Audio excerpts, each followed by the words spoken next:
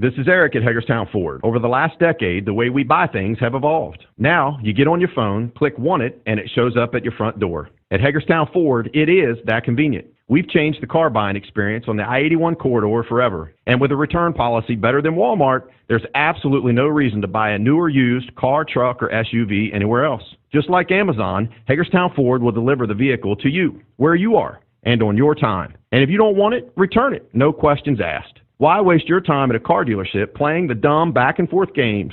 Besides, we hate it more than you do. I assure you, no dealership from Winchester, Virginia to Washington, D.C. will beat our price. No dealership from Chambersburg, Pennsylvania to Baltimore, Maryland will beat our price. And no other dealership will allow you to return it if you don't want it. Hagerstown Ford absolutely provides the best experience at the best price. Visit HagerstownFord.com to schedule your VIP experience. Click on the vehicle you want and get your new ride delivered to you at no risk. See dealer for details. It's time for the excitement of NCAA Division II football, featuring the Shepherd University Rams and the Pennsylvania State Athletic Conference. Today's play-by-play coverage is being brought to you by Smallwood and Small Insurance, Milestone Realty, the Sutton and Janelle Law Firm, Orsini's Home Store, the Mirius Group of Financial Advisors, the Palace Lounge, and the Mansion Ferretti Law Firm. Standing by is our TV10 broadcast team. So let's head to the field and get today's pregame show underway. Good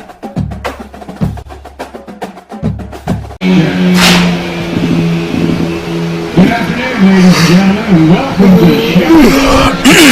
Welcome back to the waiting. Here at Ram Stadium for this NCAA Division. Good morning, everyone, and welcome to Ram Stadium. For the first time in 679 days, the Shepherd University Rams return to Ram Stadium for its home opener of the 2021 season. Nick Rosaline alongside me is Travis Smith. Spencer Dupuis is our on-site producer. Matt Miller and Donnie Kinney on cameras this afternoon, or this morning as of now, but will be afternoon here in a few moments as the Kutztown Golden Bears invade Shepherdstown for what should be a good PSAC East matchup. The defending PSAC East Division champions, Travis, and so far, both teams off to a good start. Obviously, Shepherd, a top 10 team in the country right now, and Kutztown, a 2-1 record.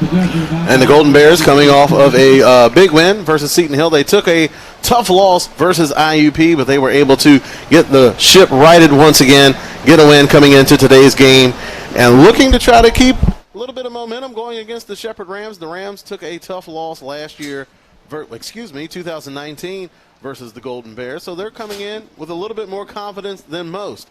However, they do have Shepherd to contend with, a team that has just been putting up tons of points and just lighting up scoreboards. So it's going to be a tough test for the Golden Bears. And the Rams, just another chance to get a quality win under their belt and take another step closer to a postseason berth. Yeah, you mentioned the loss a few years ago, back in 2019, the last time the Rams lost a game here in Ram Stadium. And that was a competitive ball game. It was 27-27.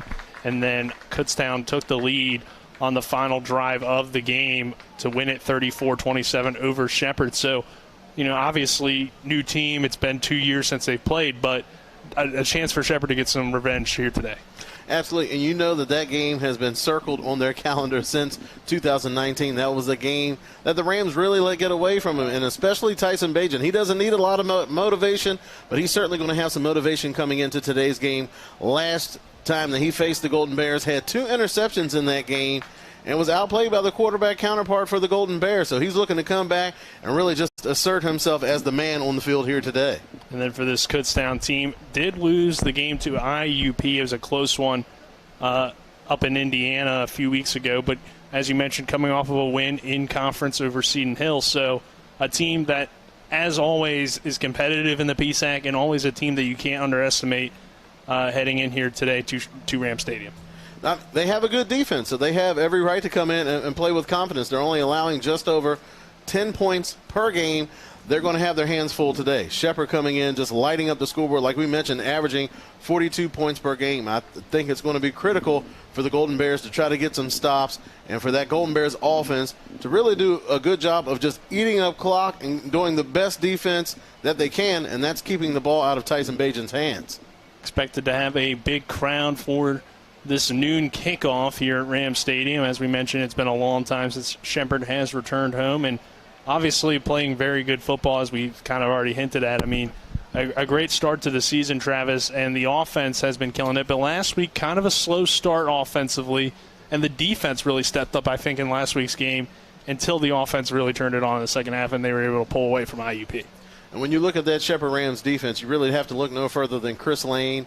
Last week had 7 tackles out there on the field, 2 of those solo, and he's just the beating heart of that Shepherd Rams defense. So he's able to make plays sideline to sideline, and as tough as he is against the run in the box, he's also equally skilled playing in space and playing those passing lanes. So he's good both ways. Really some guys emerging in that secondary. We already know about Ponce de Leon, but Antonio Fox really playing well. Also, Tyron McDade coming in, playing very well. Had 5 tackles, 3 of those solo, and had a pass breakup during that game. So they're able to rotate in some quality depth on that back end of that Shepherd defense. And then offensively, it seems like you can name the names all day for the playmakers on this offense. It obviously starts with the quarterback, Tyson Bagent, who we talk about almost every game. Like we said last week, he can be our player of the game almost every week for the Rams, at least in Rams victories. And the wide receivers, whether it be Gonteric, Ryan Beech, Greg Leonard, Josh Pulse. I mean, there are so many wide receivers on this team that can make plays. And then the tight ends as well, Alex Wetzel and Walker as well, 2 really good tight ends. So there are weapons for Bagent, and he makes them look very good. And obviously he gets it rolling. Absolutely. And you look at all those wide receivers that you named, but the one player that has really stood out so far this year has been the redshirt freshman, Ryan Beech. Last week had 9 catches, 130 yards with a touchdown. So far this season, he has been absolutely electric. 28 catches, 340 yards with 4 touchdowns. He's also had 4 kick returns for 129 yards with a long of 56. He is the catalyst on that offensive side of the ball. All the talent that they have, but you still need that spark, and so far Ryan Beech has been that spark for the Rams offense. All right, that'll do it for this portion of the pregame show, brought to you by W. Harley Miller Systems, providing custom integration services like home and office automation, home theater, networking, audio, video distribution, and more. Phone 304-350-1931 or visit WHMsystems.com. When we come back, I'll be joined by head coach of the Shepherd University Rams, Ernie McCook. We're back in 2 minutes after this.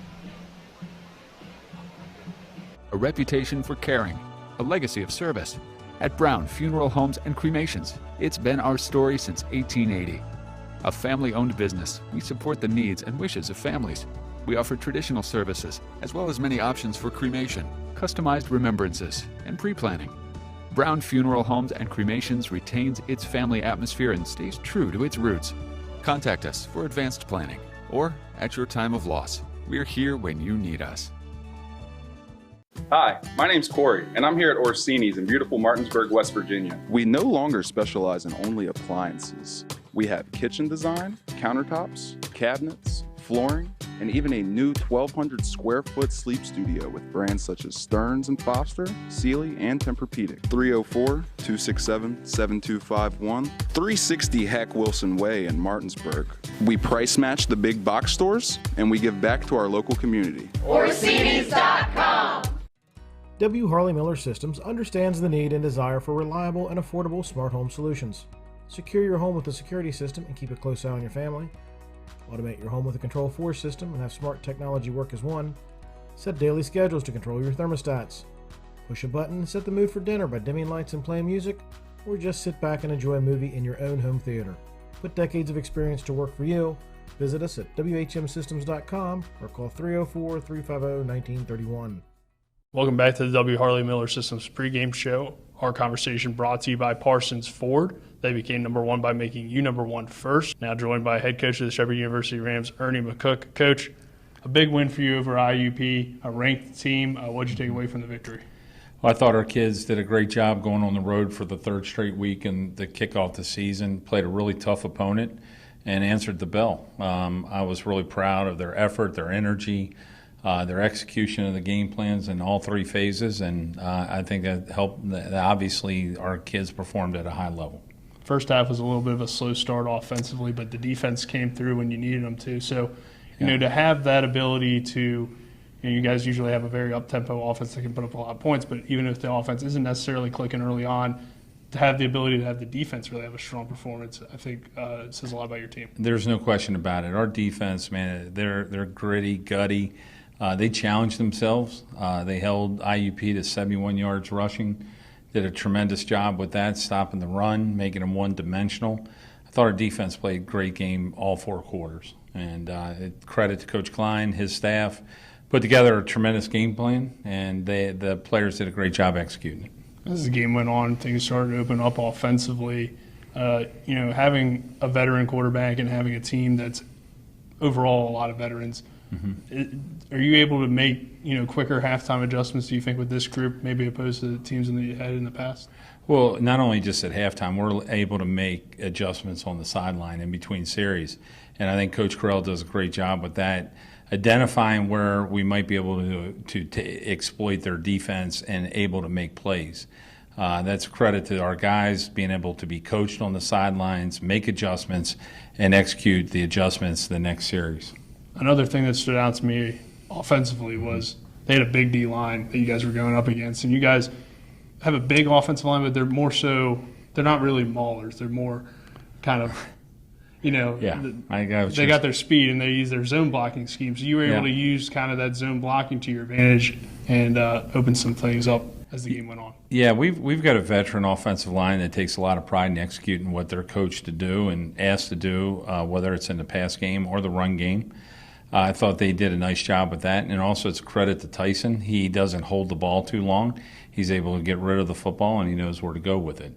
So I think a combination of the offensive line being very stout up front, understanding the scheme, and the backs being in sync with it, and the quarterback being able to deliver the football on time gives us the ability to throw the football, get the ball out of hand, and we're going to be successful in our pass pro that way. So Kutztown coming to town this week. They've had a good program over the years. What stands out to you about them this year? Well, they're the defending PSAC East champions. The last loss we had in Ram Stadium was here against Kutztown.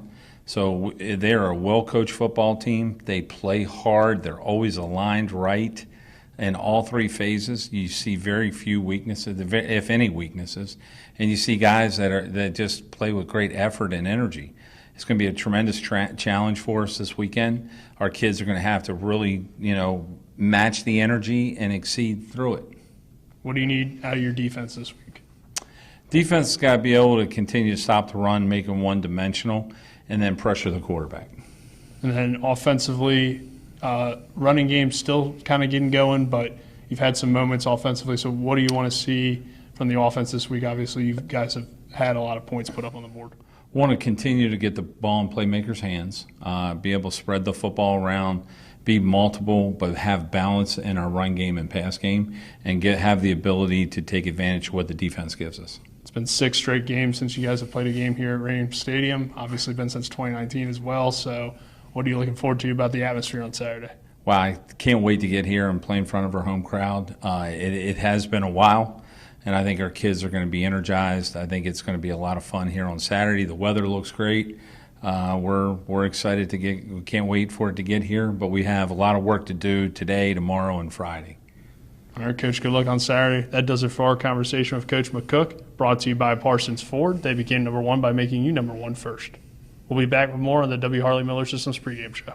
With 4 new car dealerships and 4 used car dealerships in 3 states, Parsons is the largest used car and fastest growing new car dealer in the tri-state area. Take Parsons Ford with huge savings on hundreds of new Fords, financing from 0%, Parsons' goal of financing for all, and Parsons' famous above-market trade-in allowances that help make Parsons number 1 for used cars too. See why so many won't buy anywhere but Parsons Ford in Martinsburg. We became number 1 by making you number 1 first. Parsons.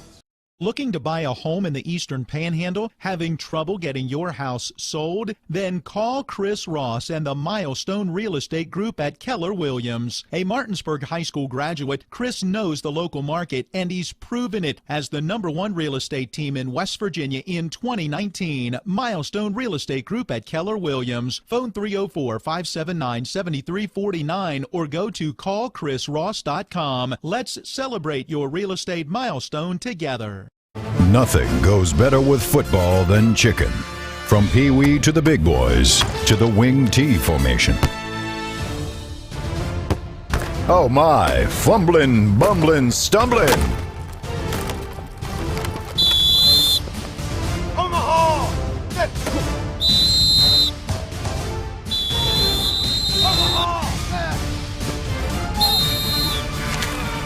Rock's local market. He's good for one of those. Yeah. You watch the film and the ball like hits him right in the hands, and he just like squirts it over his head. Like, talking in 2 seconds.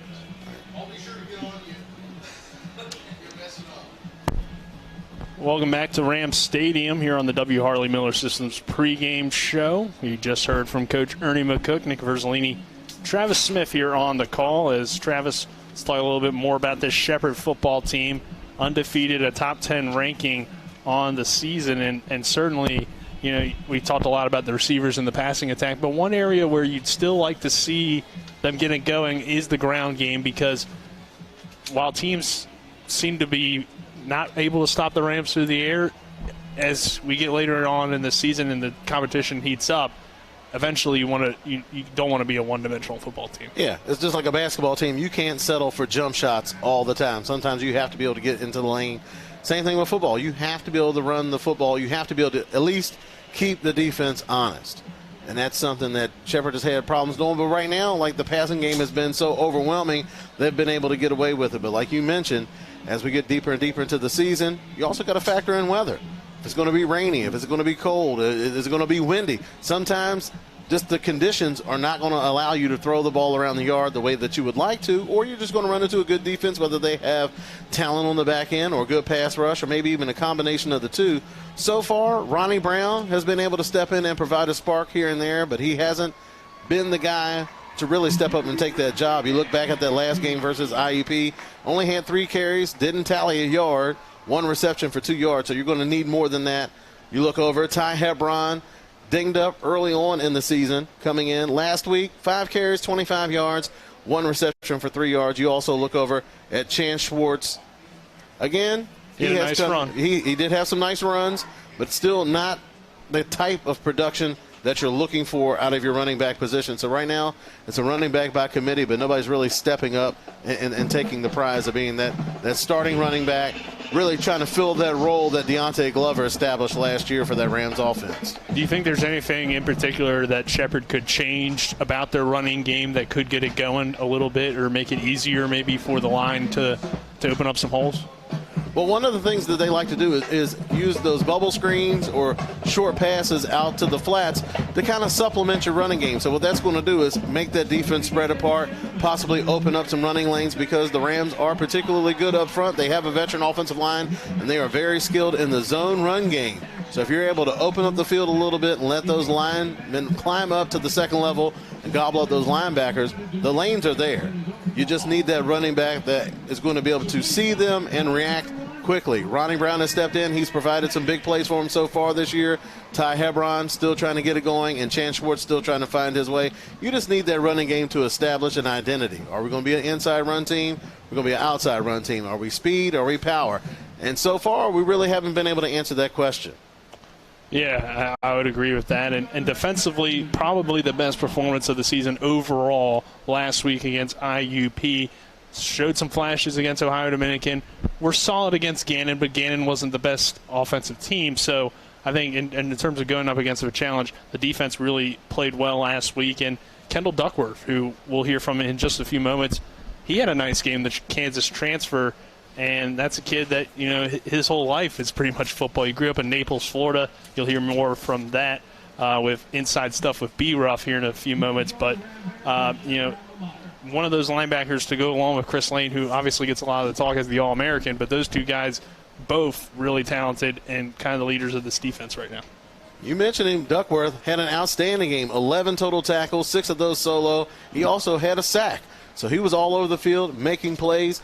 It's not that the Shepherd defense lacks pieces. They have plenty of talented individual players, but they need to start playing more as a group, more as a unit. And they did do that last week against a good IUP team. They said that was their backup quarterback, but from the way Javon Davis was playing, I think he may be the starter going forward. He looked pretty good. And so far, this Rams defense has faced some good quarterbacks. You look at Evan Ernst at Ohio Dominican. So, I mean, they're not going against slouches. They're not going against bad teams, but you would just like to see a team that has that many quality pieces on the defensive end to be able to step up and be a little bit more dominant. And last week, they took a big step in that direction. We'll talk more about that Golden Bears offense and what they'll be going up against just in a few moments. But before we get to that, we'll take another quick 2-minute break. And on the other side of that break, I will be joined by Rams tight end Alex Wetzel. Then there will be another break. And on the other side of that break, you'll hear Inside Stuff with B-Ruff. That's coming up next here on TV 10. This is Shepherd University Rams football. Welcome to La Bella Vita, named for my Grandma Vita. Our mountaintop getaway honors her legacy while complementing the home's spectacular views.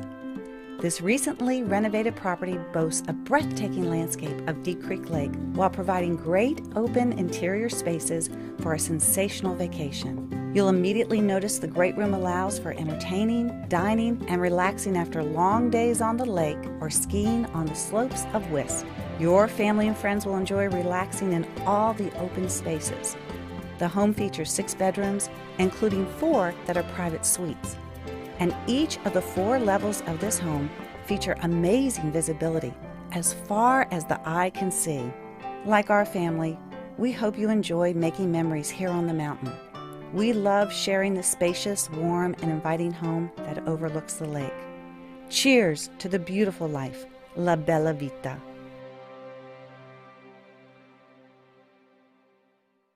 When will I be able to retire? How do I make the most of the money I have? How do I leave a lasting legacy to my loved ones? I'm Philip McCoy, financial advisor with the Mirius Group, a private wealth advisory practice of Ameriprise Financial Services Incorporated. Call us today at 304-263-4343 to help you make the most of your financial future. Our office is located at 1270 Winchester Avenue, Martinsburg, West Virginia. Ameriprise Financial Services Incorporated, member FINRA and SIPC. Welcome back to the W. Harley Miller Systems pregame show. This is In the Huddle, brought to you by the Mirius Group and Ameriprise Financial Advisors John Everson and Phil McCoy. Call Ameriprise Financial Services at 304-263-4343 or stop by their offices at 1270 Winchester Avenue in Martinsburg. Now go In the Huddle with Rams tight end Alex Wetzel. Alex, the tight end group this year, it's kind of between you and Brian that get a lot of reps. What's that chemistry like, 2 different skill sets, and how you've been able to fit into this offense, Steve? Well, Brian has definitely stepped up this year. He is great in the pass game, great in the run game. It's kind of different from last season with DJ. I was kind of the backup guy, kind of his little asset, and me and B work pretty good together. I like the 2 tight end sets. I like him out in the pass game. I just do my thing blocking, whatever they want me to do, and I just do whatever they ask me to do. So, offensively, you guys have a lot of different weapons, so that does open up some opportunities for you guys over the middle. What's it like playing with guys like Greg Leinert, Ryan Beech, and all the other receivers on this team, and then a quarterback as well, Tyson Bagent? Man, those guys on the outside, it's one of the best receiving corps I've been with ever since I've been here, 5-6 years. Tyson, man, he makes things happen. When you have 6-7 guys to throw to, it's pretty hard to defend. Bringing one of the many grad students on this team, what made you want to come back and play this year at Shepherd after last year got canceled? Man, the team here we have is great. We have high hopes. Each week we're just building off of the week before. Our main goal is obviously national championship, but we take each week at one game at a time, and hopefully we have the goal we achieve is the national championship. So. Kind of a good first step in that direction last week with the win over IUP. What did you take away from that one? It was a lot different than we expected. I mean, they played us hard, played us tough, but we came out offensively and pretty much did what we wanted. Hopefully we can continue to do that here with Kutztown this week. What stands out to you about Kutztown's defense? Hard nose. They play to the whistle. Will be fun to see how they decide to defend us, because so far it's been pretty hard for defenses. So it's going to be fun. And then what's it going to be like to come back this week to play at Ram Stadium for the first time in 6 games and since 2019? Oh my gosh, there should be so many fans here. I've been so excited. It's been, 6 games since we've had a home game. It's going to be a great atmosphere. These new guys, transfers, have no clue what they're coming into. I'm excited for them to experience it, and I'm greatly appreciative to experience it again myself. So. All right, Alex, thank you for joining us on In the Huddle, and we'll be back with more on the W. Harley Miller Systems pregame show. Over? It's not over until we say it's over. Was it over when the Germans bombed Pearl Harbor? No! After an eternity in the cold trenches filled with the sinew of flesh, When the going gets tough, the tough get going.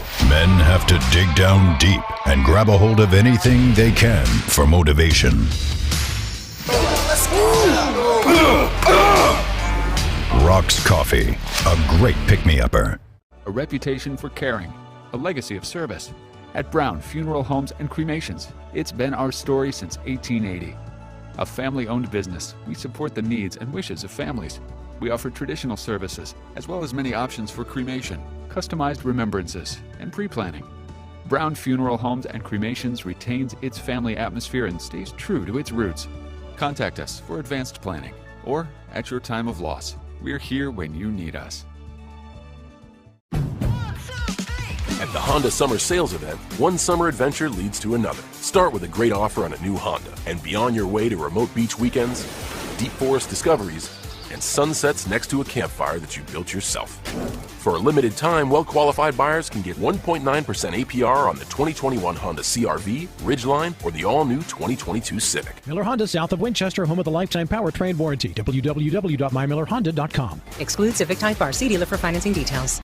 Welcome back to the W. Harley Miller Systems pregame show. This is Inside Stuff with B-Ruff. Today I'm joined with the senior linebacker out of Naples, Florida, Kendall Duckworth. How you living, Kendall? I'm living good, brother. Happy to be out here. Yeah. Beautiful out here, you know what I'm saying? Great football team, great weather, great people. For sure. I love it out here.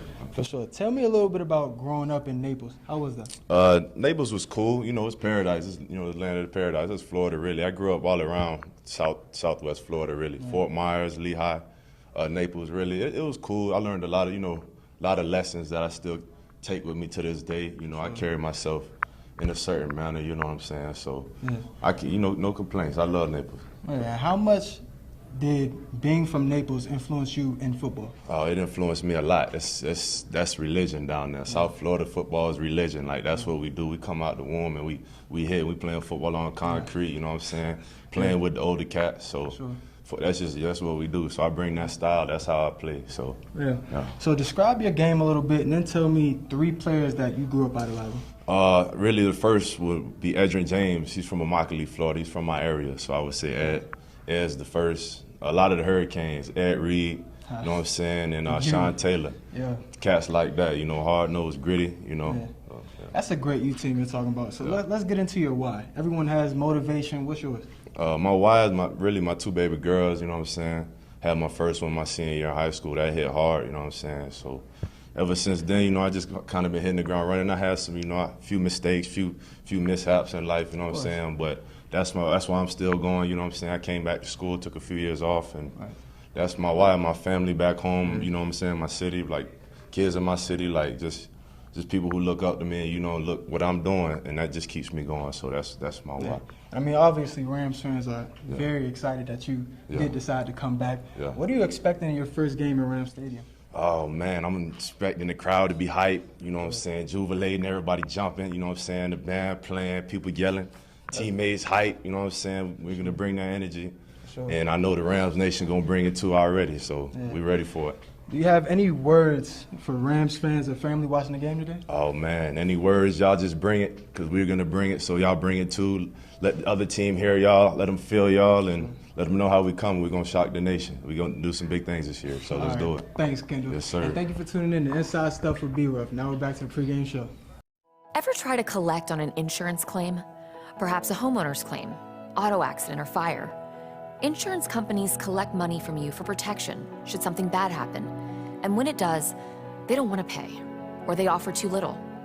At Mansion Ferretti, we have an attorney who worked defending insurance companies and knows all the dirty tricks they play to deny or lowball your claim. Call us today for help in getting what you really deserve. Mansion Ferretti, when you need justice. When will I be able to retire? How do I make the most of the money I have? How do I leave a lasting legacy to my loved ones? I'm Philip McCoy, financial advisor with the Mirius Group, a private wealth advisory practice of Ameriprise Financial Services Incorporated. Call us today at 304-263-4343 to help you make the most of your financial future. Our office is located at 1270 Winchester Avenue, Martinsburg, West Virginia. Ameriprise Financial Services Incorporated, member FINRA and SIPC. Let's get after it. Let's do it.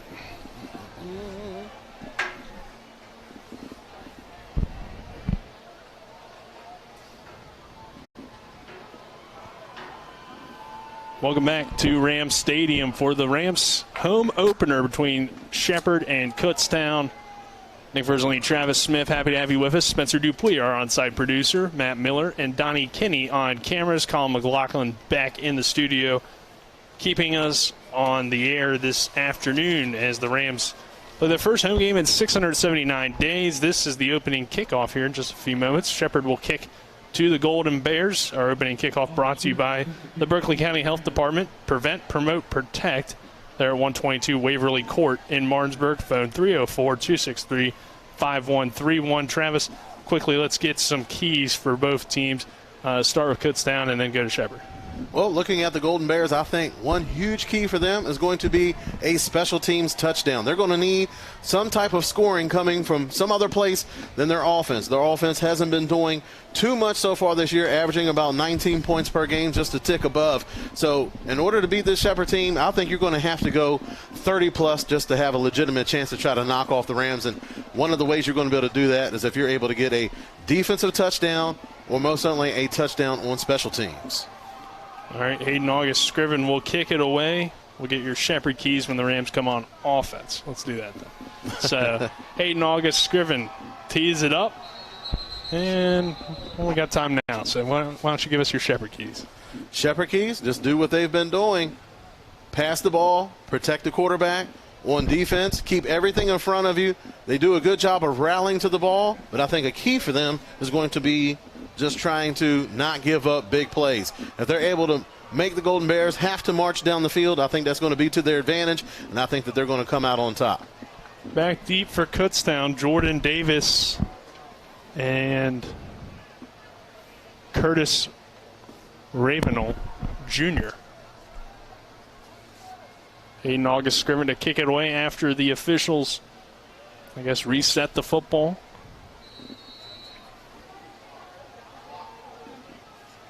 And we are underway from Ram Stadium. High kick. Davis will fair catch inside the 5-yard line, so Kutztown will get it at their own 25. And already we got PSAC action here as a little bit of extracurriculars out on the field. So both of these teams, although they are in different places as far as where their programs are headed, both very determined to come out on top today, so it might get a little chippy early on. Only the third meeting between the two teams. It's a 1-1 series. This is the second meeting between these two teams in the PSAC.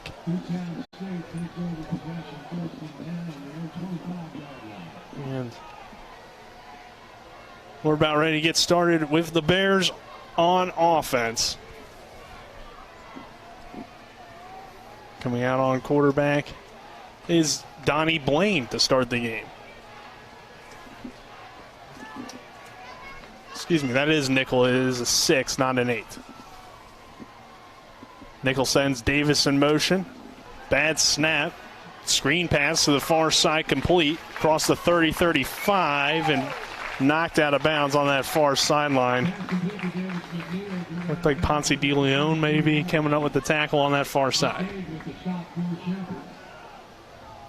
Again, Shepherd known for having a good pass rush so far this season. 8 sacks already, and one of the ways you can slow down that pass rush is going to a screen pass. Looked like Keegan Harvin was the recipient of that first down pass. Well, excuse me. Yeah, well, first down pass, making it a 2nd and 8. 2nd and 3, it appears. One thing that will be tough for us, Travis, is the sticks are on our side. We're used to the sticks being on the opposite side. Davis running far side, has the first down and more, out of bounds around midfield.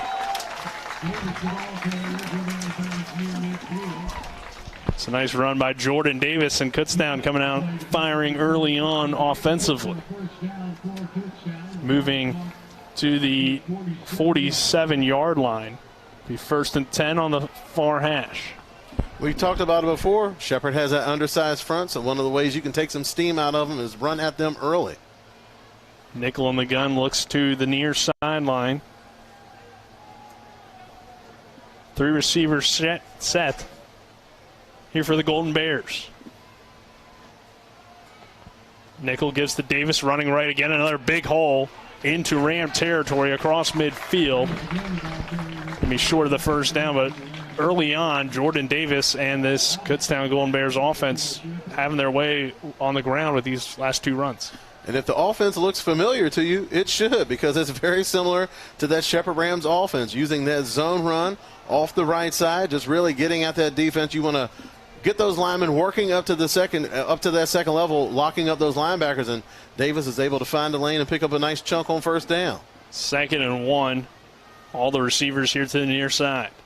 Nickel looking to throw under some pressure. Fires near sideline, complete to a wide open man. First down and more for the Golden Bears. That is Mason McElroy, the 6', 195 grad student. McElroy, I believe is how you would say that. McElroy, there we go. And he has the first down for the Golden Bears. So, I mean, he just opened up, found a weakness in the zone, and came open here on this near side. He had some success the last time he faced Shepherd. He had 6 catches for 59 yards and a touchdown, so he's familiar with that Rams secondary. Nickel looking to throw again. Dumps it down near side, complete to Davis. Davis across the 30, inside the 20-yard line before being knocked out of bounds by Kendall Duckworth here on this near side. And teams have had success on that initial drive versus that Rams defense. You could tell the Golden Bears coming out.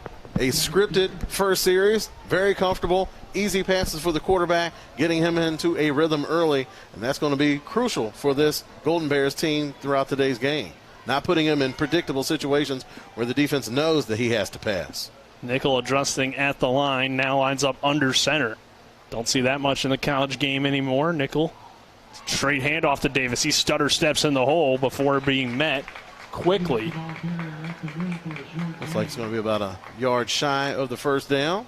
Ricky Robinson in there.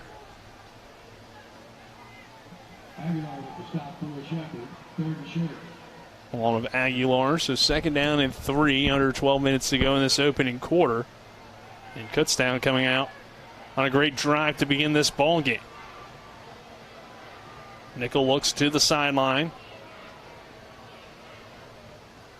Adjusts the play at the line of scrimmage.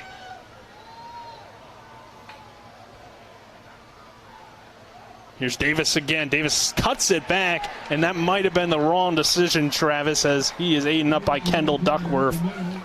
Looked like he had a hold on that right side, but he decided to cut back, and it was not the right decision for him. And that's one of the things that this speedy Rams defense is able to do. You might be able to get that hole there initially, but it's going to close up quickly. And what you can't do is dance around in the backfield, because that defense is going to be gaining ground on you right away. You mentioned him, Duckworth. I think we're going to be calling his name a lot today.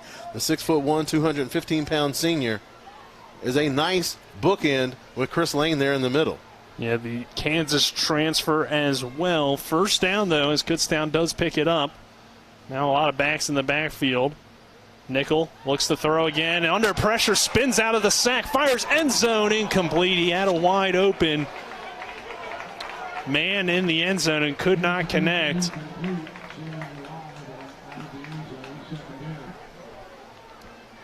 Looks like Anelio Pena. You're not going to get a better look than that. Coming up, sneaking up on that safety blitz. That Golden Bears front lost complete track of him on that. He had a free shot at the quarterback, but unfortunately for him, the quarterback is 6'4", 250 pounds. So it's going to take a little bit more than an arm tackle to bring down a guy of that stature. I believe he wanted Tyreek Husser in the back of the end zone there, but could not connect. So Nickel now with 2nd down and 10. Handoff, stuffed in the backfield. Ponce de Leon along with Kyle Smith in on that tackle.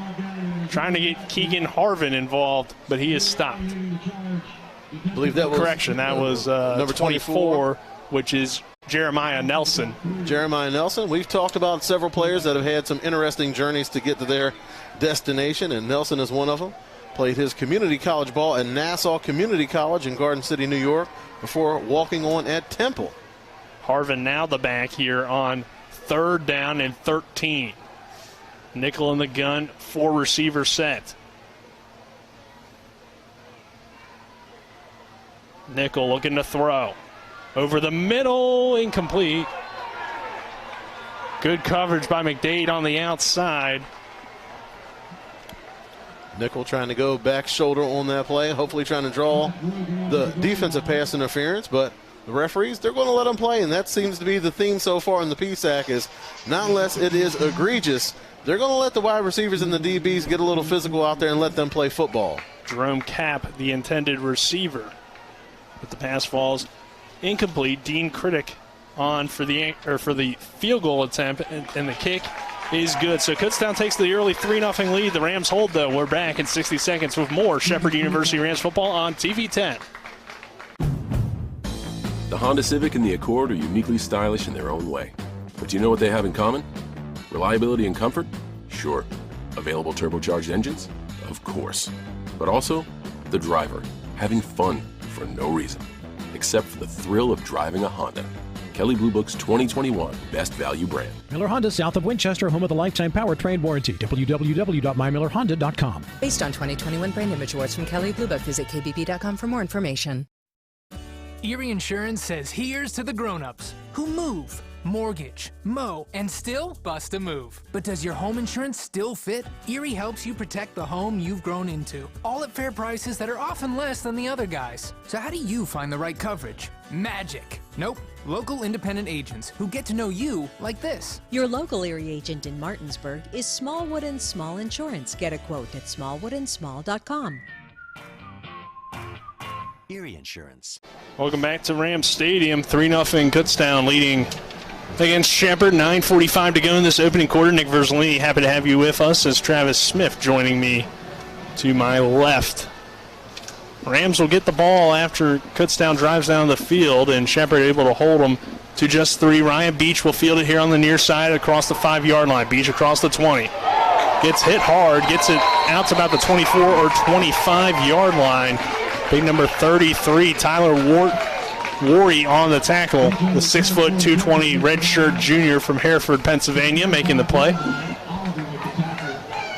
Ward coming off of a big game versus Seton Hill. He had 5 tackles and 2 solo tackles last week. An early nominee, I think, there, Travis, for maybe our Cody's Auto Body collision of the game. Bajan in the gun here with Hebron to his left. 2 receivers set. Bajan fires far sideline, complete to Jonathan Moss, but he does not find much room. Getting maybe a yard on the play. Move the ball to the 26. Not really what you want there on the quick pass. It seemed like he kind of lost his footing a little bit and then just picks up the yard. Yeah, just trying to do too much, trying to get it run after the catch, but sometimes you just got to take what you can get and give your offense a little bit of a positive play on first down. Bajan. Another quick pass, no double move. Ryan Beech down the near sideline. Nice catch. He's out of bounds into Kutztown territory inside the 45-yard line. You don't see a 5'6" guy get a jump ball too often, but there Ryan Beech did, and he went up and grabbed it. Again, using that first play to set up the Golden Bears defense. They come right back to a similar look on the opposite side, and they go deep right over Nick Palmer. And something that you have to say about Ryan Beech, he does not play like a redshirt freshman. That time, swatting the defender's hands down before he goes up and makes the catch himself. Just a very savvy play from a young, electrifying player. Bajan, quick pass, complete. Moss on the far sideline inside the 40 and dips out of bounds on that far side. Pass will be to Howard, driven out of bounds by Thomas for Kutztown. Ball marked at the 36-yard line. So the Rams move it to the 36. 4 receivers on the field. Hebron has been the back early on, so maybe he's getting back to full strength. He lines up to the right of Beech. Quick pass to Gontarek here on the near side. Gontarek going inside there where Wetzel had the seal to the sideline, and that kind of resulted in not as big as a play as Shepherd was hoping for there on the quick wide receiver screen. Kind of frustrating. You call that play because you want to get out on the edge, allow your wide receivers or your athletes to make plays in space. They make that juke, then they run back inside. All the bad guys are on the inside. Run to the outside. There's nothing but green space out there. 3rd down and 3 here from the 34. Beech looks to pass again. Fires Moss near side, or far sideline, complete. And they will give him the first down. So that's all you need. I mean, those quick passes early on effective, and you're able to get the quick pass and get the first down there. And what you're hoping is that you want to pull somebody out of the box and make them stretch that defense, and that's going to open up some running lanes up the middle. So we'll see. I don't believe Shepherd's ran the football yet. Hebron in the backfield again. Bagent quickly and complete to Gontarek for another first down inside the 20-yard line. Palmer in on the tackle. Gontarek has just really begun to assert himself in this Rams offense. You're starting to see kind of a pecking order establish itself with that wide receiving core where Gontarek is kind of your all-around number 1. Then you have Beech, your big play guy that can take the top off of the defense. And Moss does a very good job of running routes and doing the intermediate to shorter possession routes. So kind of cool to see how those wide receivers are finding their spot in a pretty much a log jam at that wide receiver position. Josh Pulse now out there, and we'll also see probably Greg Leonard make some plays here today as well. Bagent, play action, looking for Gontarek, but the pass is thrown behind and incomplete. Well, now that's certainly a pass that Bagent would like to have back, but what he's doing, he's being a good quarterback to his wide receiver, because what you don't want to do is lead him into danger by trying to lead him on that quick slant inside. So trying to go back shoulder on that one, not only is he trying to complete the pass, but he's also trying to preserve his wide receiver and not sending him into danger. So a 6:19 to go in this first quarter. Shepherd trailing, I should say, 3-0 to the Kutztown Golden Bears, but the Rams are driving. Beech comes in motion, now catches the pass underneath. Doesn't find much room, getting inside the 10-yard line. And this is kind of a curious approach by this Rams offense. They certainly seem to be attacking the perimeter. They want to spread out the defense, get the ball to their athletes in space. But I'm kind of surprised they haven't gone a little bit more over the middle so far. They really haven't tried to run the ball, nor have they tried to pass the ball in between the hash marks. So 3rd down here after the 3-yard pickup. Bagent looking to throw again. Looks to the left, now fires back to the right. Incomplete, but the flag came in. And Greg Leonard was wide open over to the left, running that corner route, and he had nobody on top of him. Yeah, I thought initially that's where he was going to go because you had Leonard and Beech kind of stacked. It looked like Beech ran a little route in the flat. He's kind of a guy that teams tend to key on, so maybe Bagent was going to go that way, but I guess he saw the flag or saw the holding there on, I think it was Moss, the intended receiver, in that far corner. So they'll call pass interference. It will go against Justin Harris, the redshirt junior corner. So it'll be 1st and goal for the Rams. Hebron is the back here. Leonard, the receiver, to the left side. Moss, the receiver, to the near. Bagent looking Leonard's way. Dumps it down in the flat. Touchdown Rams. Greg Leonard scores 6, and Shepherd takes the lead here 6-3 with 5:33 to go in this first quarter. Nothing fancy to that. Basically just a swing pass, but instead of throwing it to the running back, you throw it to your wide receiver. He has a convoy of blockers out in front, and it really only takes him to make one move, and he's in the end zone. So Shepherd able to take that first drive, march it down the field, and punch it in unconventional fashion, but typical fashion for the Rams offense. Yeah, I don't believe we had a running play on that first drive of the game. So a 6-3 Shepherd lead. Hayden August Scrivens extra point is good. So with 5:33 to go in this first quarter, we'll take a break. 7-3 Shepherd leading here on TV10. Erie Insurance says here's to the grown-ups who move, mortgage, mow, and still bust a move. But does your home insurance still fit? Erie helps you protect the home you've grown into, all at fair prices that are often less than the other guys. So how do you find the right coverage? Magic. Nope. Local independent agents who get to know you like this. Your local Erie agent in Martinsburg is Smallwood & Small Insurance. Get a quote at smallwoodandsmall.com. Erie Insurance. Nothing goes better with football than chicken. From Pee Wee to the big boys to the wing T formation. Oh my, fumbling, bumbling, stumbling.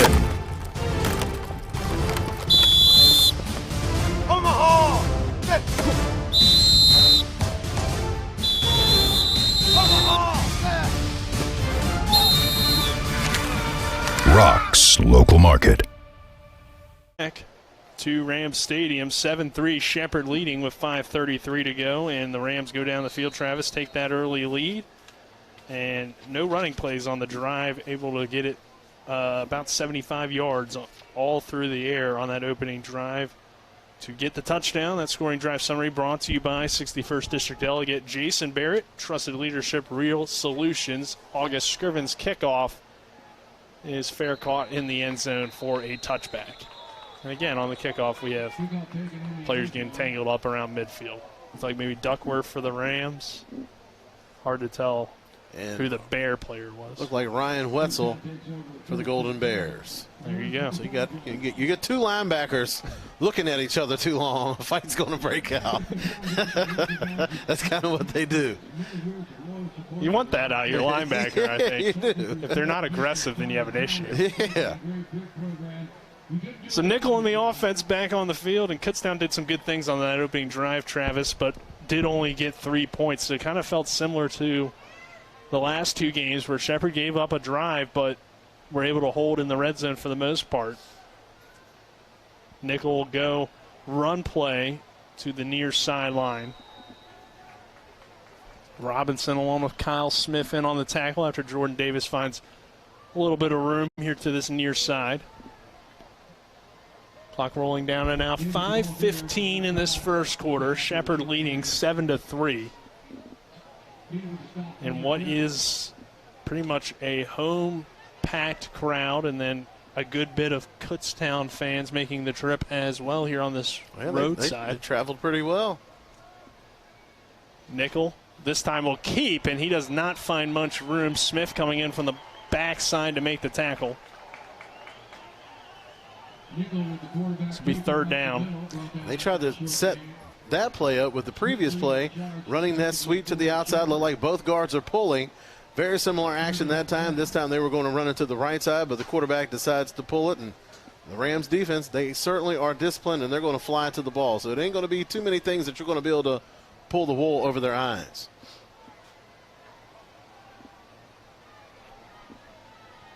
Nickel looking to throw here on third down. Steps up under pressure. Somehow got that ball away. Hits a man in stride. And he's going to take it into the end zone for a Kutztown Golden Bear touchdown. That was 86. No, 85. Oh, that was Jerome Cap. Okay, Jerome it looked Cap. like a 6 to me. But, yeah, you're right. Cap, one of the top receivers on this team. And, I mean, it looked like Nickel was going to lose the ball because a Ram defender was getting into the pressure. He stepped up in the pocket and delivered a strike. Yeah. He delivered a strike right over the middle. Cap, he's had some success against the Rams. Last matchup in 2019, he had 3 catches for 59 yards. He's a veteran wide receiver, able to get inside leverage and make a good catch in open field and accelerate through the end zone. Extra point is good. Kutztown takes the lead back here, 10-7, 4:12 to go in this first quarter. We're back at 60 seconds after this. Erie Insurance says here's to the grown-ups who move, mortgage, mow, and still bust a move. But does your home insurance still fit? Erie helps you protect the home you've grown into, all at fair prices that are often less than the other guys. So how do you find the right coverage? Magic. Nope. Local independent agents who get to know you like this. Your local Erie agent in Martinsburg is Smallwood & Small Insurance. Get a quote at smallwoodandsmall.com. Erie Insurance. I picked Shepherd University because I'm not just a number. One of the things that surprised me is how friendly everyone is. I like being able to walk down the street and have the professors recognize me by name. I'm constantly learning. But it also has taught me so much about myself and about what I want to do with my future. The location at Shepherd is amazing. Cities like Washington, D.C., Baltimore are only about an hour and a half away. You just got to see it. Once you see it, it just takes your heart. 10-7 Kutztown leading here after the big Jerome Camp touchdown reception on a third down where Eric Travis really just delivered a strike. It looked like he was going to be sacked or lose the football, as I think Kyle Smith and a few other Ram defensive linemen were in on the pressure, but Nickel just steps up and fires the touchdown. Beech will field it here from inside the 4. Beech across the 20. Stumbling across the 23-yard line before being brought down. And Wari once again in on the tackle. Starting linebacker also coming in on special teams. It's about 4 minutes to go in this opening quarter. 10-7. Kutztown leading here after the big touchdown pass.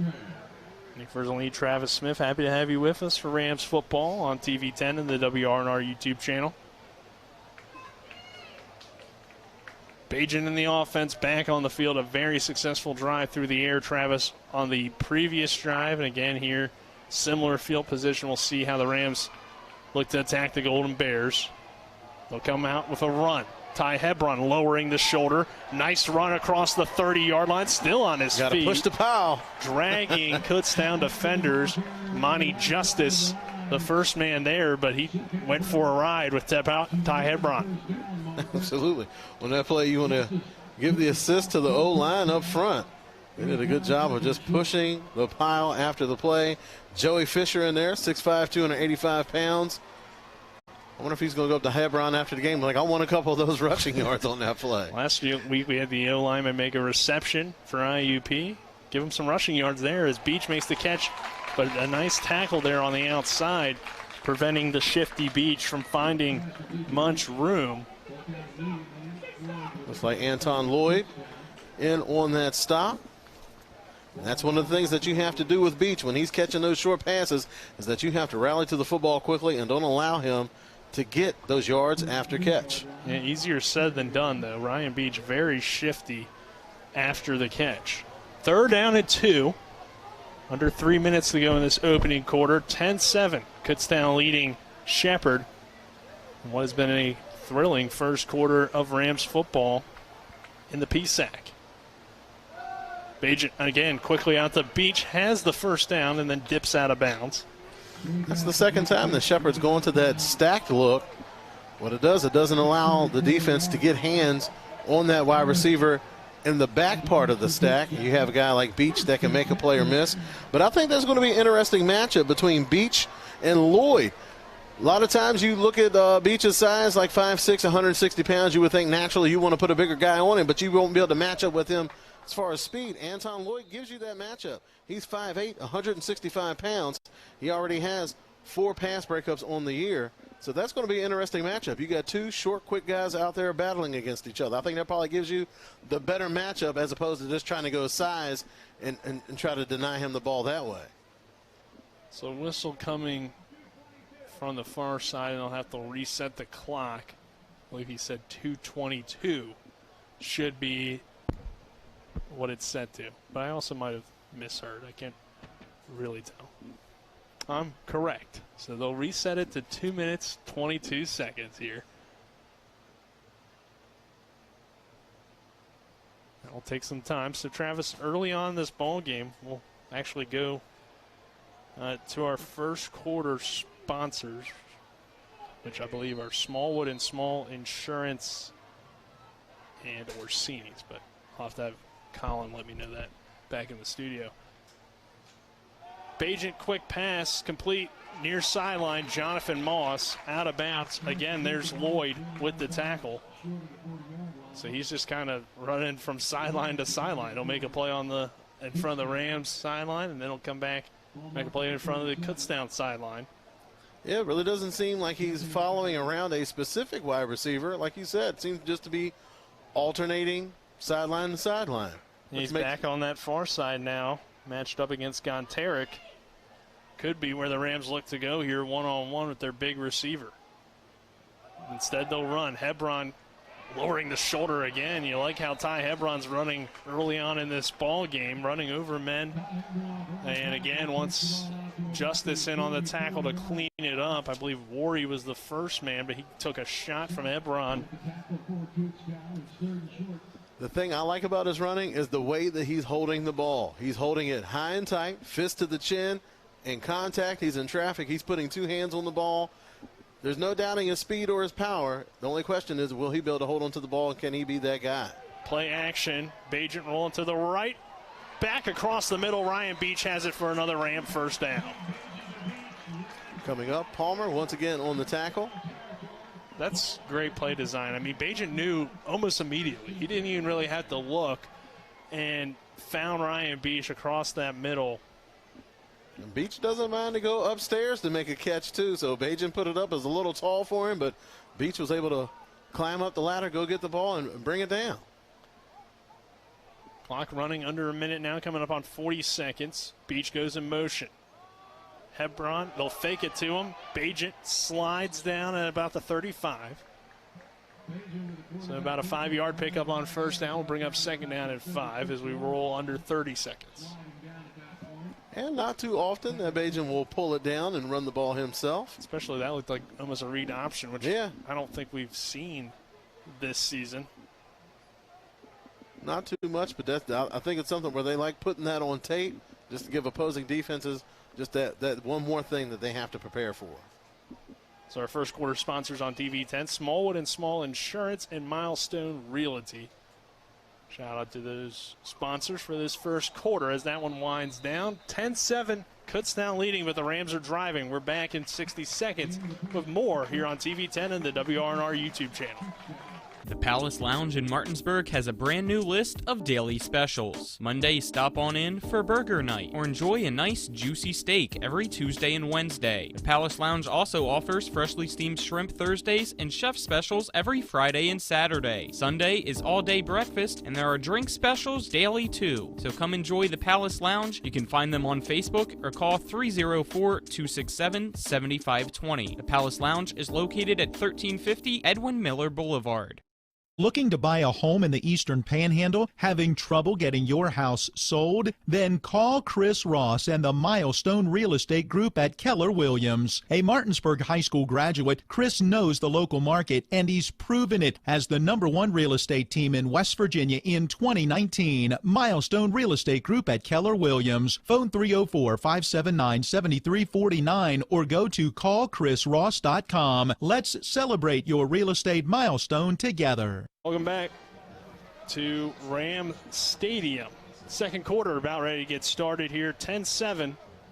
Kutztown leading Shepherd, but the Rams are driving here for a second down and 4. Nick Verzolini joined by Travis Smith, Spencer Dupuis, our on-site producer, Matt Miller, Donnie Kinney running our cameras, Colin McLaughlin back in the studio. You'll hear from Colin in about 15 minutes of game action as Bajent takes the snap here to begin the second quarter. Fires to the far sideline, complete to Alex Wetzel. I'm sorry, that's Walker for a Ram first down.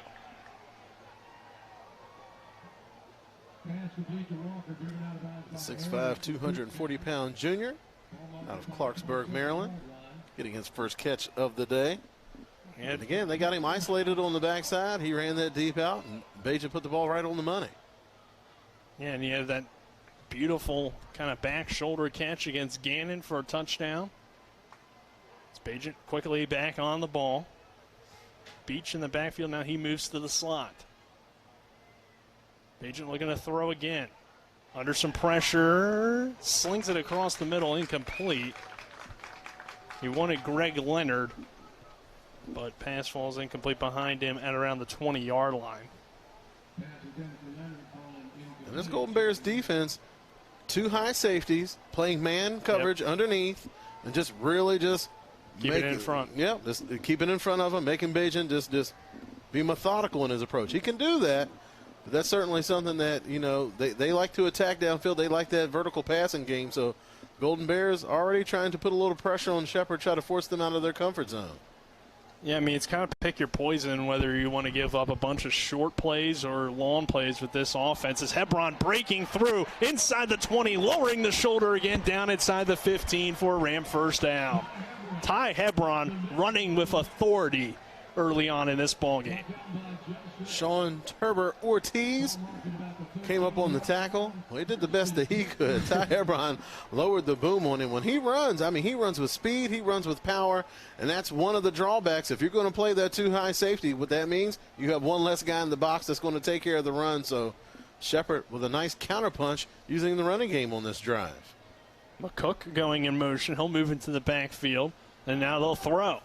Looking for Jonathan Moss, complete inside the 5-yard line. Good route. Yeah, he's been great on those underneath, to the sideline routes where Moss has really made his craft in this offense.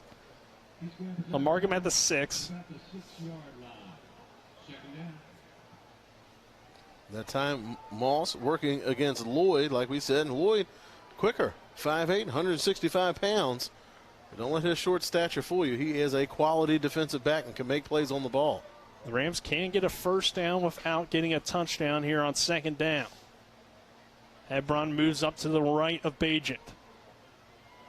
Play action, firing incomplete behind Jonathan Moss. Bring up 3rd down. Moss, he had him. Yeah, he lined up really wide just from the formation. Looked like they really wanted to go to that slant. They shift Hebron up to give him that play fake up front. So that only person that can really disrupt that play is that outside linebacker to that side. So you pull up Hebron, you do that fake. That's at least going to freeze him in the box so you can throw that quick slant. Just the ball was just a little bit behind the wide receiver. Hebron the back, Moss and Gontarek the receivers. McCook kind of in a tight end spot to this near side. Kutztown shows blitz. They'll give Hebron. Hebron stuttering in the hole. I don't know if he got there, Travis. Very close. Looks like he's going to be about a yard short. Good job by the Golden Bears defense. And now early in the game, Coach McCook will send out the field goal unit to tie things up. Kyle Sapp coming up, delivering the big hit. 5'11", 220. He looks a little bit more stout than that. He came up and put a good shot in on Hebron. So the clock runs under 13 minutes. Hayden August Scrivens on to attempt what is a 22-yard field goal from the near hash. High snap. Oh. It's blocked. Picked up by the Golden Bears. That is Lloyd. Lloyd down the sideline. 40, 30, 20, 10, and he'll walk in for a touchdown. Kutztown on the field goal block. Special teams touchdown. You talked about it. They needed it. They had to have it. That high snap, Travis, that's what kind of set that up, and Lloyd came in and took it all the way to the end zone. And it's such a timing and precision play. And these coaches, they put a stopwatch on it from snap to hold the kick. They have a certain amount of time that they have to be able to get that kick off. And like you mentioned, that high snap, that throws off the timing, and that gives that defense that extra jump that they needed to get the block. So it went from looking like pretty easy Rams points to tie it up to a Kutztown Golden Bears touchdown on the block. And Lloyd, a guy we've talked about a lot on defense, is this extra point is good, returns it for 6. So 17-7, 12-18 to go in this second quarter. We're back in 60 seconds. The Rams will get the football back, but now trailing by 10. This is Shepherd University Rams football on TV 10. Hi, I'm Annette McDonald, and I am the designer at Orsini's in Martinsburg, West Virginia. We welcome you into our store to show you a complete line of what we do here. We design your cabinetry, quartz countertops, granite countertops, hardware, anything for the full remodel of your kitchen and your home needs. We also do bathrooms, and we have flooring available too. We make sure that your project with Orsini's is the best in the market. Welcome to Orsini's. Orsini's.com. Nothing goes better with football than chicken. From Pee Wee to the big boys to the wing T formation. Oh my, fumbling, bumbling, stumbling. Omaha!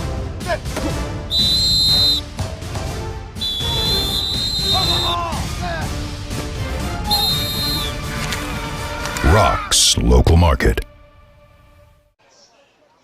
Welcome back to Shepherd University in Shepherdstown, West Virginia. Nick Verzolini joined by Travis Smith here. Rams now trailing 17-7 after the Kutztown Golden Bears block the kick, return it to the end zone. Lloyd returning. And Travis, you got the guy on the block? Looked like Nick Palmer was the man on the block. That's my nominee for electrifying play of the game. That's brought to you by Orsini's Home Store, not just an appliance store any longer. They're located on 360 Hack Wilson Way in Martinsburg. So Shepherd now going from the opposite side. Ryan Beech returned the kick. Beech across the 20. And you highlighted, too, in the pregame how Kutztown needed to kind of steal a possession. Well, they do that there on the block kick and now have a 10-point lead with 12-12 to go in this first half. Nick Verzolini joined by Travis Smith. Happy to have you with us, whether you be joining us on YouTube or on TV 10 locally. So Rams back on offense, and we've seen, too, a lot of Kutztown kind of playing off, allowing the underneath stuff. They just don't want those big plays that Shepherd is known for, or as we could say, the electrifying plays Shepherd is known for. Yeah. And they're being deliberate about it. They know that Tyson Beech is going to take his time, make his pre-snap read, and they're showing you're not going to get anything over the top. So here's Moss again underneath across the 30, close to the first down marker. A lot of Moss. Yeah. So what it is, it's going to be a game of patience. Is Shepherd going to be patient enough to take their shots when they present themselves, or are they going to get antsy? This is the first time that they really faced any type of adversity this season. Are they going to get antsy and try to force it downfield, and maybe the Golden Bears defense will be there on the spot to maybe force a turnover? Beech looking far sideline, complete to Greg Leonard. Leonard across the 45, out near midfield. Another Rams first down. They'll mark him at the 49. Cam Wolf in on the tackle, listed as a rover. So that's basically a strong safety with a little less pass responsibility. You'll hear teams nowadays in college, they'll either call them an athlete or they'll call them the star. Basically, it's your a badger. Yeah, a badger. Sometimes it's just your will linebacker. So all it is just a strong safety, basically, that has a little less pass responsibility. Bajan again complete. Moss near sideline inside the 40. Another Rams first down. Jonathan Moss, he'll take the underneath stuff. That means more action for him. Yeah, that's right in his wheelhouse. Cam Wolf thought he might have had a chance to get a play on the ball, but Tyson Bajan, not with that elite arm strength. He was able to put it firm with an arc right over Cam Wolf's head. Good crowd here as well at Rams Stadium, as we mentioned earlier. And the home opener, the first home game in 679 days for Shepherd, as they'll swing it out to the near side. Greg Leonard again on the reception out near the 30-yard line. Wolf in again on the tackle. He's kind of doing the same thing Lloyd is, just flying around from sideline to sideline. And what that does, it really puts pressure on the offense, because as an offense, you're trying to get matchups. Right. You want to get specific matchups. And if you just have a defense that's just flipping on their own, you really can't predict when you're going to be able to get that matchup. Bajan in the shotgun. Schwartz the back to the left of him. He'll look to pass again. Complete to the near side underneath. That time on the reception for Shepherd is Zane Lewis. Another Ram first down. Big shot on the quarterback that time. Amani Justice coming in the backfield. Not too often that Bajan's down in the dirt, but that time Justice made sure of it. Yeah, I talked to Coach McCook about how kind of his O-line was able to hold up last week against a big IUP D-line. And a lot of it, he said, too, was about Tyson, how he gets the ball out so quickly. He certainly helps him. The quarterback gets him in the right protections. He gets the ball out quickly, so the quarterback can help out in his protection as well. So again, Bajan here, first down and 10 from the 22. They'll give it to Schwartz, nice hole up the middle, lowering the shoulder across the 15. about a few yards shy of the first down. That's nice when you can go to your backup running back that has all the starts and all the experience under the belt like a Chance Schwartz has, and he does such a good job. He's so comfortable in that zone running scheme. You notice how he was able to press the line of scrimmage, make that shortcut to the backside, and hit the hole. 10-yard pickup down to the 12. First down and 10. The Rams can, again, get a first down without getting a touchdown. As Bagent looks to throw again. Bagent slings it over the middle. Incomplete. High for Josh Gonteric. Good coverage on the play, but if Bagent's able to put that on the money, that's probably a touchdown with the sure hands of Gonteric. It's been those over-the-middle plays where the Rams seem to either not have the timing or not have the right throw. I mean, when it comes to throwing to the sideline, they've been almost perfect, but just haven't been able to get these over-the-middle routes complete. Palmer down here in the red zone. Yeah, well, Palmer and Turver Ortiz playing those deep safeties. Rams showing them a lot of respect. That's the first throw that they've had, basically in between the hash marks, going to Wetzel. Yeah, Palmer comes up, makes the tackle on Alex Wetzel.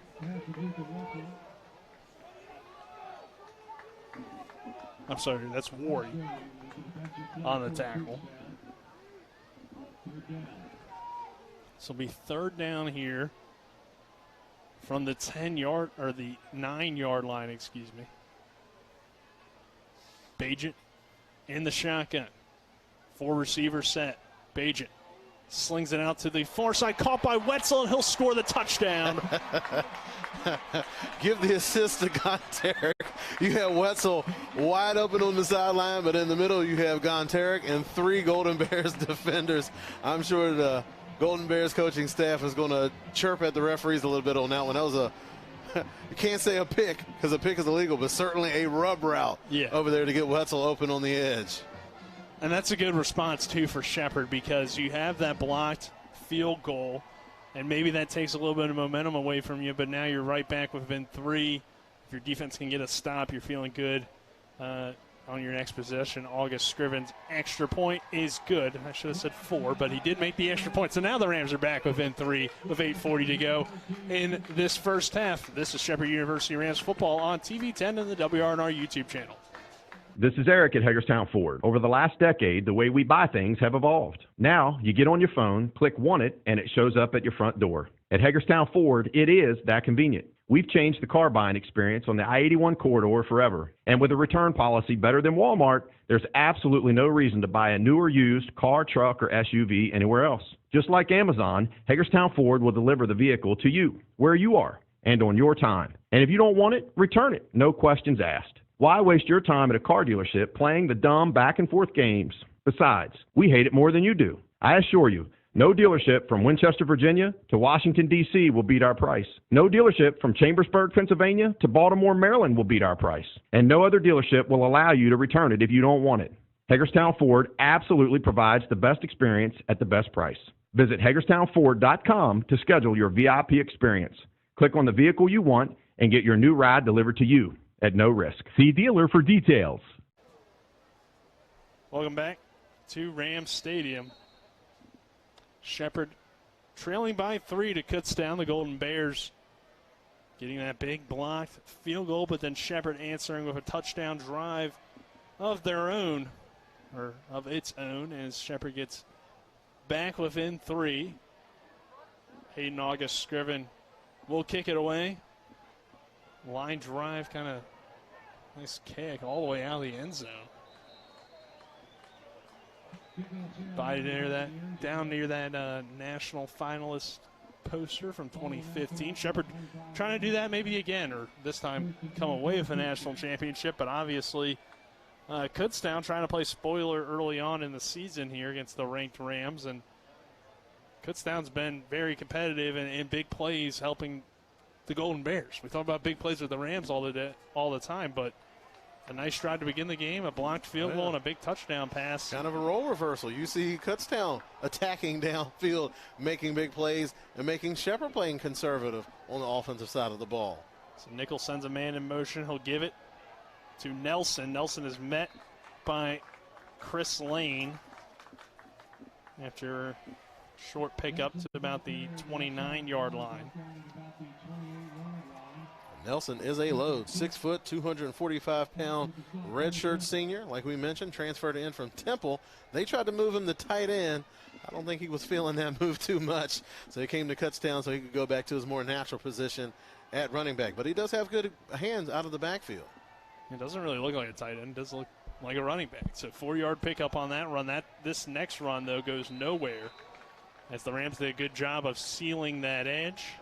Holloway in there for Shepard at the bottom of that pile. Nelson going back to his time at Nassau Community College in Garden City, New York. Averaged 4.9 yards a carry that season, had 815 yards for 10 touchdowns. But not only that, 25 catches for 4 touchdowns as well. So he's a threat coming out of the backfield to catch it. We'll give him a yard. Move it to the 30. It'll be 3rd down and about 5. Nickel adjusting at the line. 4 receivers set. Hasty goes in motion. Nickel takes the high snap, drops it down underneath, complete to Davis. He has the first down. Duckworth throws him out of bounds on the near side. Kutztown wanting a late hit out of bounds, but I don't believe that should be, and the officials do not throw the flag. More of a continuation of the tackle. Their momentum was going out of bounds. They were tangled up. So, like we said, it seems like that has been the theme this year, that the PSAC officials want to stay out of it as much as possible. Not unless it's egregious. They're going to keep those flags in their pockets. They've probably seen all the criticism the NFL guys are getting there, like, hey, we'll stay out of that. We'll just let the players play. Complete underneath to Hasty. Cross the 45. Nice play design on that time. Looked like they were setting up a screen. Duckworth takes the bait, vacates out of the middle of the field, and that's when Hasty's able to slide in, settle down in that zone, and Nichols able to throw a good ball over the middle. So far, he has been very accurate in today's game, but you look at his season numbers, completing only 59% of his passes. Another one of those big quarterbacks, 6'4", 265. You mentioned it earlier, Travis. Gannon obviously had the 6'4", 260 quarterback. So some big guys in the PSAC. He'll run it with Davis. Another big hole across the 40-yard line, down inside. Face mask. But, yeah, flag coming in. A first down for Kutztown as of now. Jordan Davis, I mean, he's already loaded the ground. Yeah, he's already loaded the ground. He's 5'8", 175 pounds. So when he lowers his shoulder, you're reaching out, you're not in good tackling position, naturally sometimes you're going to come up with a little bit of face mask, if that is the call. Yes, it is, of the 15-yard variety. I keep forgetting that we are on the roadside press box. So I always feel like when the official looks, they're looking at the wrong way. Yeah, right? they're ignoring us. Who are they talking to over there? But they got it. So far, the breaks have been going the Golden Bears' way.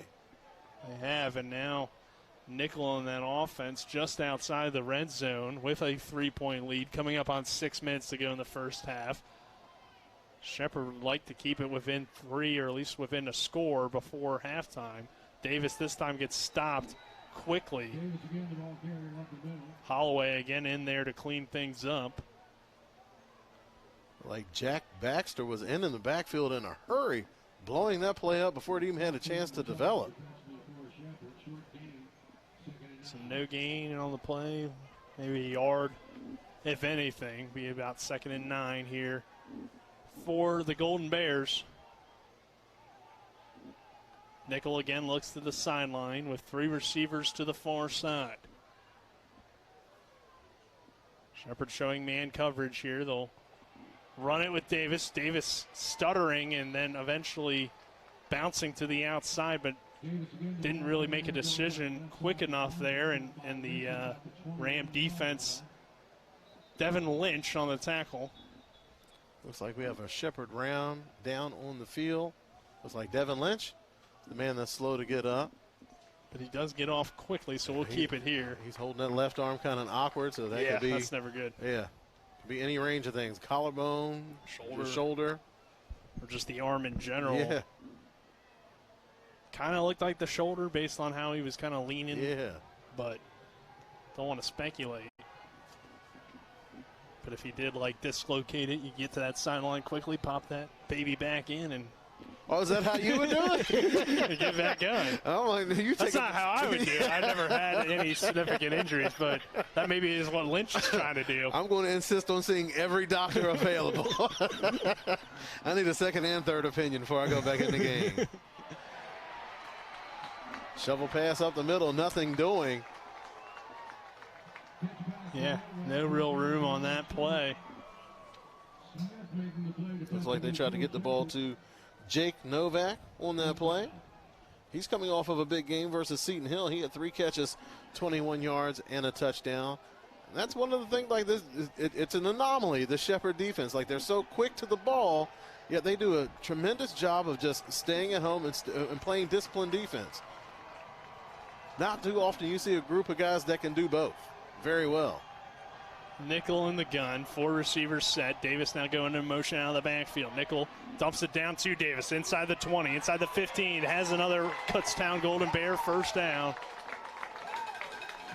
Man, oh man, that was as good a throw as that was an even better catch because Davis had to go down around mid-shin to catch that ball. He catches it in stride and able to get out of bounds and pick up that first down. So the Golden Bears, the aggressors early on, going right at this Shepherd defense. And the Rams a little bit flat, it seems like. Well, at least defensively. Offensively have been fine, putting up 14 points, but did have the blocked field goal, which also helped give Kutztown some momentum. And the Golden Bears driving again. This time a high snap, a run over the right side, down inside the 5. Look like Daryl Davis McNeil in on the run, the 5'11", 200-pound redshirt junior from Roslyn, PA. You get those different backs involved. We've seen Jordan Davis a lot, Keegan.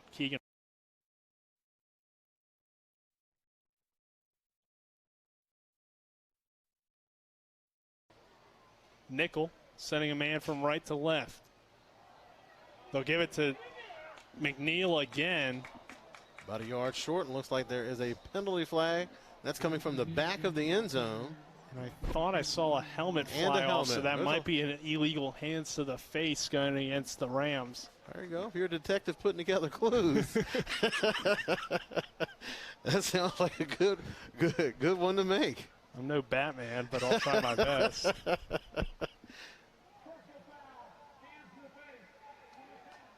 That was correct. There you go. Look at that. Put me on the case. There we go. Wasn't too hard to identify.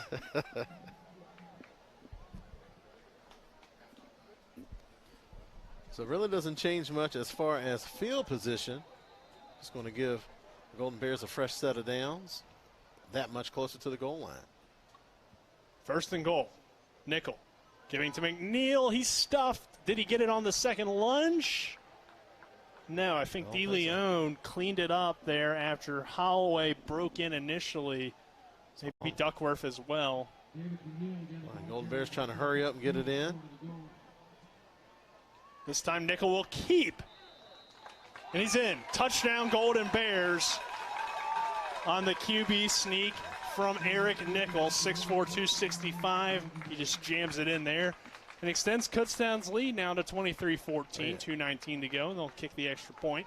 There's no reason to get cute on that play. The play previously could have got ugly. It looked like it was supposed to be a direct snap to the running back, but it kind of went to the quarterback, and it was kind of in that gray area of who was going to get the ball.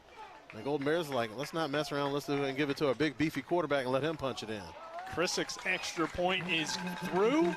24-14, 2:19 to go in this first half of play. Kutztown leading Shepherd. We're back in 60.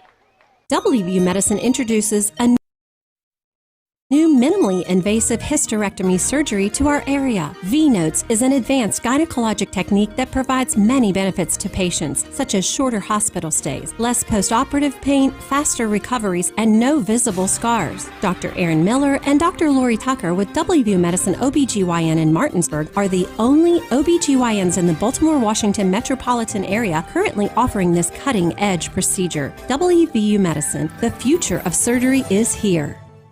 The Palace Lounge in Martinsburg has a brand new list of daily specials. Monday, stop on in for burger night or enjoy a nice juicy steak every Tuesday and Wednesday. The Palace Lounge also offers freshly steamed shrimp Thursdays and chef specials every Friday and Saturday. Sunday is all-day breakfast and there are drink specials daily too. So come enjoy the Palace Lounge. You can find them on Facebook or call 304-267-7520. The Palace Lounge is located at 1350 Edwin Miller Boulevard. And Kutztown trying to shock Shepherd and disappoint the crowd here. They came out for the first home game since 2019, and so far it's gone the Golden Bears' way, but 2:19 to go, and the Rams will get the ball to start the second half, so a chance to get two scores here, and with 2:19 here, and then obviously to start the second half. So, Travis, there's no panic, but certainly Kutztown has came to play today.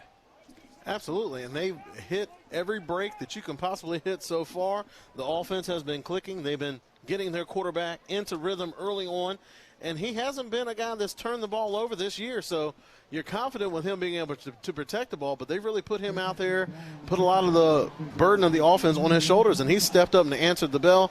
The Kutztown defense is doing a good job of just making Shepherd play patient football.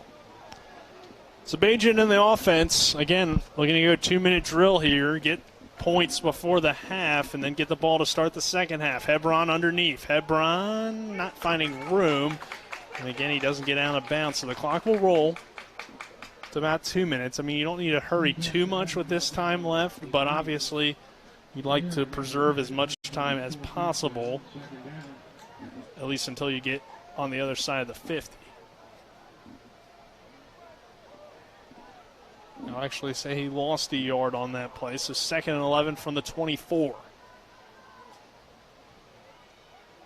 Bajan. Again, quickly, this time complete to Beech. Beech ducks his shoulder into a man and then steps out of bounds. On that play, the defense put a little pressure on Bajan. Sean Turber-Ortiz coming up from his safety position, rushing off the edge. Bajan was able to pick him out quickly, but he was still almost able to get his hands on the ball. Justin Harris making the stop for the Golden Bears. 3rd down and 5 after the 6-yard pickup. Bajan looks to throw again. Bajan again dumping it down, complete to Wetzel. And they're going to mark him just about a yard short.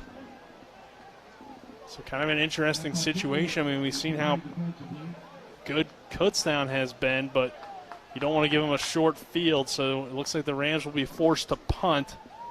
And that's always like the pressure that the Shepherd offense puts on you, because it puts you in a position where you got to choose. Are you going to choose to blitz and put pressure on the quarterback, or are you going to choose coverage and try to keep them in front of you? And it looks like Kutztown has done an excellent job of choosing coverage and keeping everything in front of them and just making that Shepherd offense play a little bit more conservative than what they usually like to play. Bad snap on the punt. Ooh. Luckily, the whistle blew. That saved him. Ryan Barrick, the Rams punter, back deep. McElroy. Oh, timeout. I wish they would have passed that one up. Yes, we'll take a 30-second break. Be back with more. 24-14, Kutztown leading Shepherd on TV 10. I picked Shepherd University because I'm not just a number. One of the things that surprised me is how friendly everyone is. I like being able to walk down the street and have the professors recognize me by name. I'm constantly learning. But it also has taught me so much about myself and about what I want to do with my future. The location at Shepherd is amazing. Cities like Washington, D.C., Baltimore are only about an hour and a half away. You've just got to see it. Once you see it, it just takes your heart. Welcome back to Rams Stadium. And Travis, we were kind of talking during the break about the potential for a fake here. Obviously, Shepherd didn't show it on that snap initially, but you wouldn't want to go for it here. Obviously down 10, you're going to try to trust your defense. McElroy standing back inside his own 25-yard line. Because you don't want to gamble now, because it's going to come off almost as a desperate play. You're still in this game. You have the utmost confidence in your offense to be another high snap. Luckily, Kutztown didn't bring the pressure. I would have after you see that initial high snap, but I guess they figure we'll set up the offense, and they will be able to do that after the fair catch from the 31-yard line. So, Shepherd, I mean, you can trust that your offense is going to be able to put up points. So, but what you don't want to do is gamble early on and dig a even bigger hole for yourself and really have the momentum going against you. So just make it through the half, not give up any points, not give up any crazy plays. Then in the second half, go ahead and light the fires on that offensive side and see if they can start putting some points on the board. Ball on the 31. 24-14. Kutztown leading Shepherd. And the Golden Bears have a chance to add to that lead, but kind of a busted play, but it works out. It wasn't a busted play. You had a quarterback and a running back that both wanted the ball. Just that time that Davis was a little bit more nasty in keeping the ball for himself, and it worked out for him. That's funny. 1 minute to go in this first half. Another completion underneath. So 1 minute to go, 24-14 our score. They get out of bounds. Stops the clock. And right now you have to take your hat off to that Kutztown offensive coordinator, Marcel Quarterman. It's his first year as the OC, but it's his 7th year on staff. But all his position groups, he's produced over 7 all PSAC players. So you look at his bio, and it kind of reads like the resume of a future head coach. Nickel. Again, the shotgun. Under some pressure. Kyle Smith providing that pressure. They'll dump it down underneath, complete to Davis. Davis has another first down and gets out of bounds. So the clock will stop again, now at 54 seconds. Kutztown doing a great job managing things early on. And a great job on this drive. And a great job of getting a matchup that time. They had Davis matched up on Duckworth in space. Now, don't get it twisted. Duckworth is good in space and coverage, but he cannot cover Davis for that long a period of time downfield. Jordan Davis is a tough cover, I feel like, for anybody. 5'8", 175, has the ability to really get outside, and he's made an impact on this game in this first half. Nickel again complete. Shepherd kind of playing off. That one caught on the far side by Jerome Cap. And the Golden Bears still have 2 timeouts at their disposal, so time really not a factor. They can still run the ball. Their whole playbook is still wide open, so there's no need to force it. And setting up and second and good yardage. Correction, that was Hasty on the reception on the far side. Nickel with Davis to his left.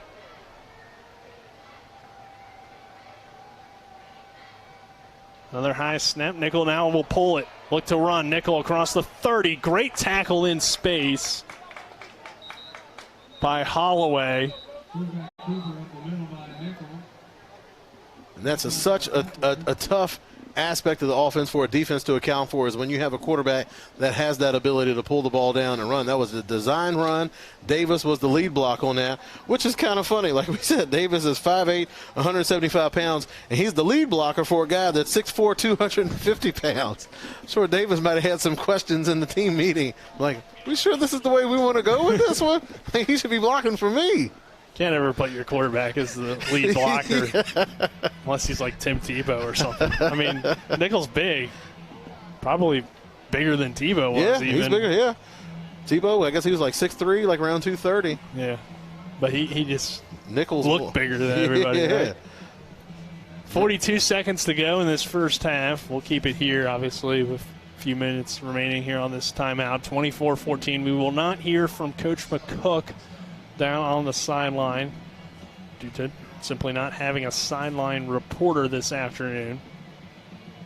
But I can imagine he's not thrilled with the first half. Obviously, a few things going against the Rams, and the Golden Bears probably trying to at least put up 3 here before the half, knowing that Shepherd gets the ball to start that second half. So again, 42 seconds in the first half of play. Nickel adjusting at the line out of the timeout. 3 receivers to his near side. The Rams defense looking to hold them to a long field goal attempt. And do we have another timeout or just a whistle?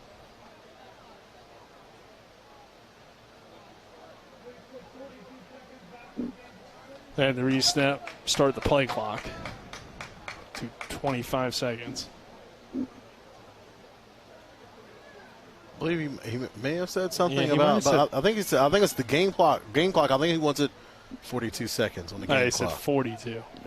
But he said 22, and then I was like, well, they put 25, so. They're not listening to him.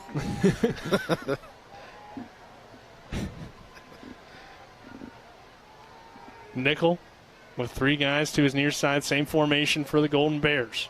Nickel takes the high snap. All day to throw. Fires near sideline. Caught. Oh, incomplete. In and out of his hands. He had him beat to the inside. Looked like that was Mason McElroy. Again, nice deep shot. Nickel put the ball right on the money.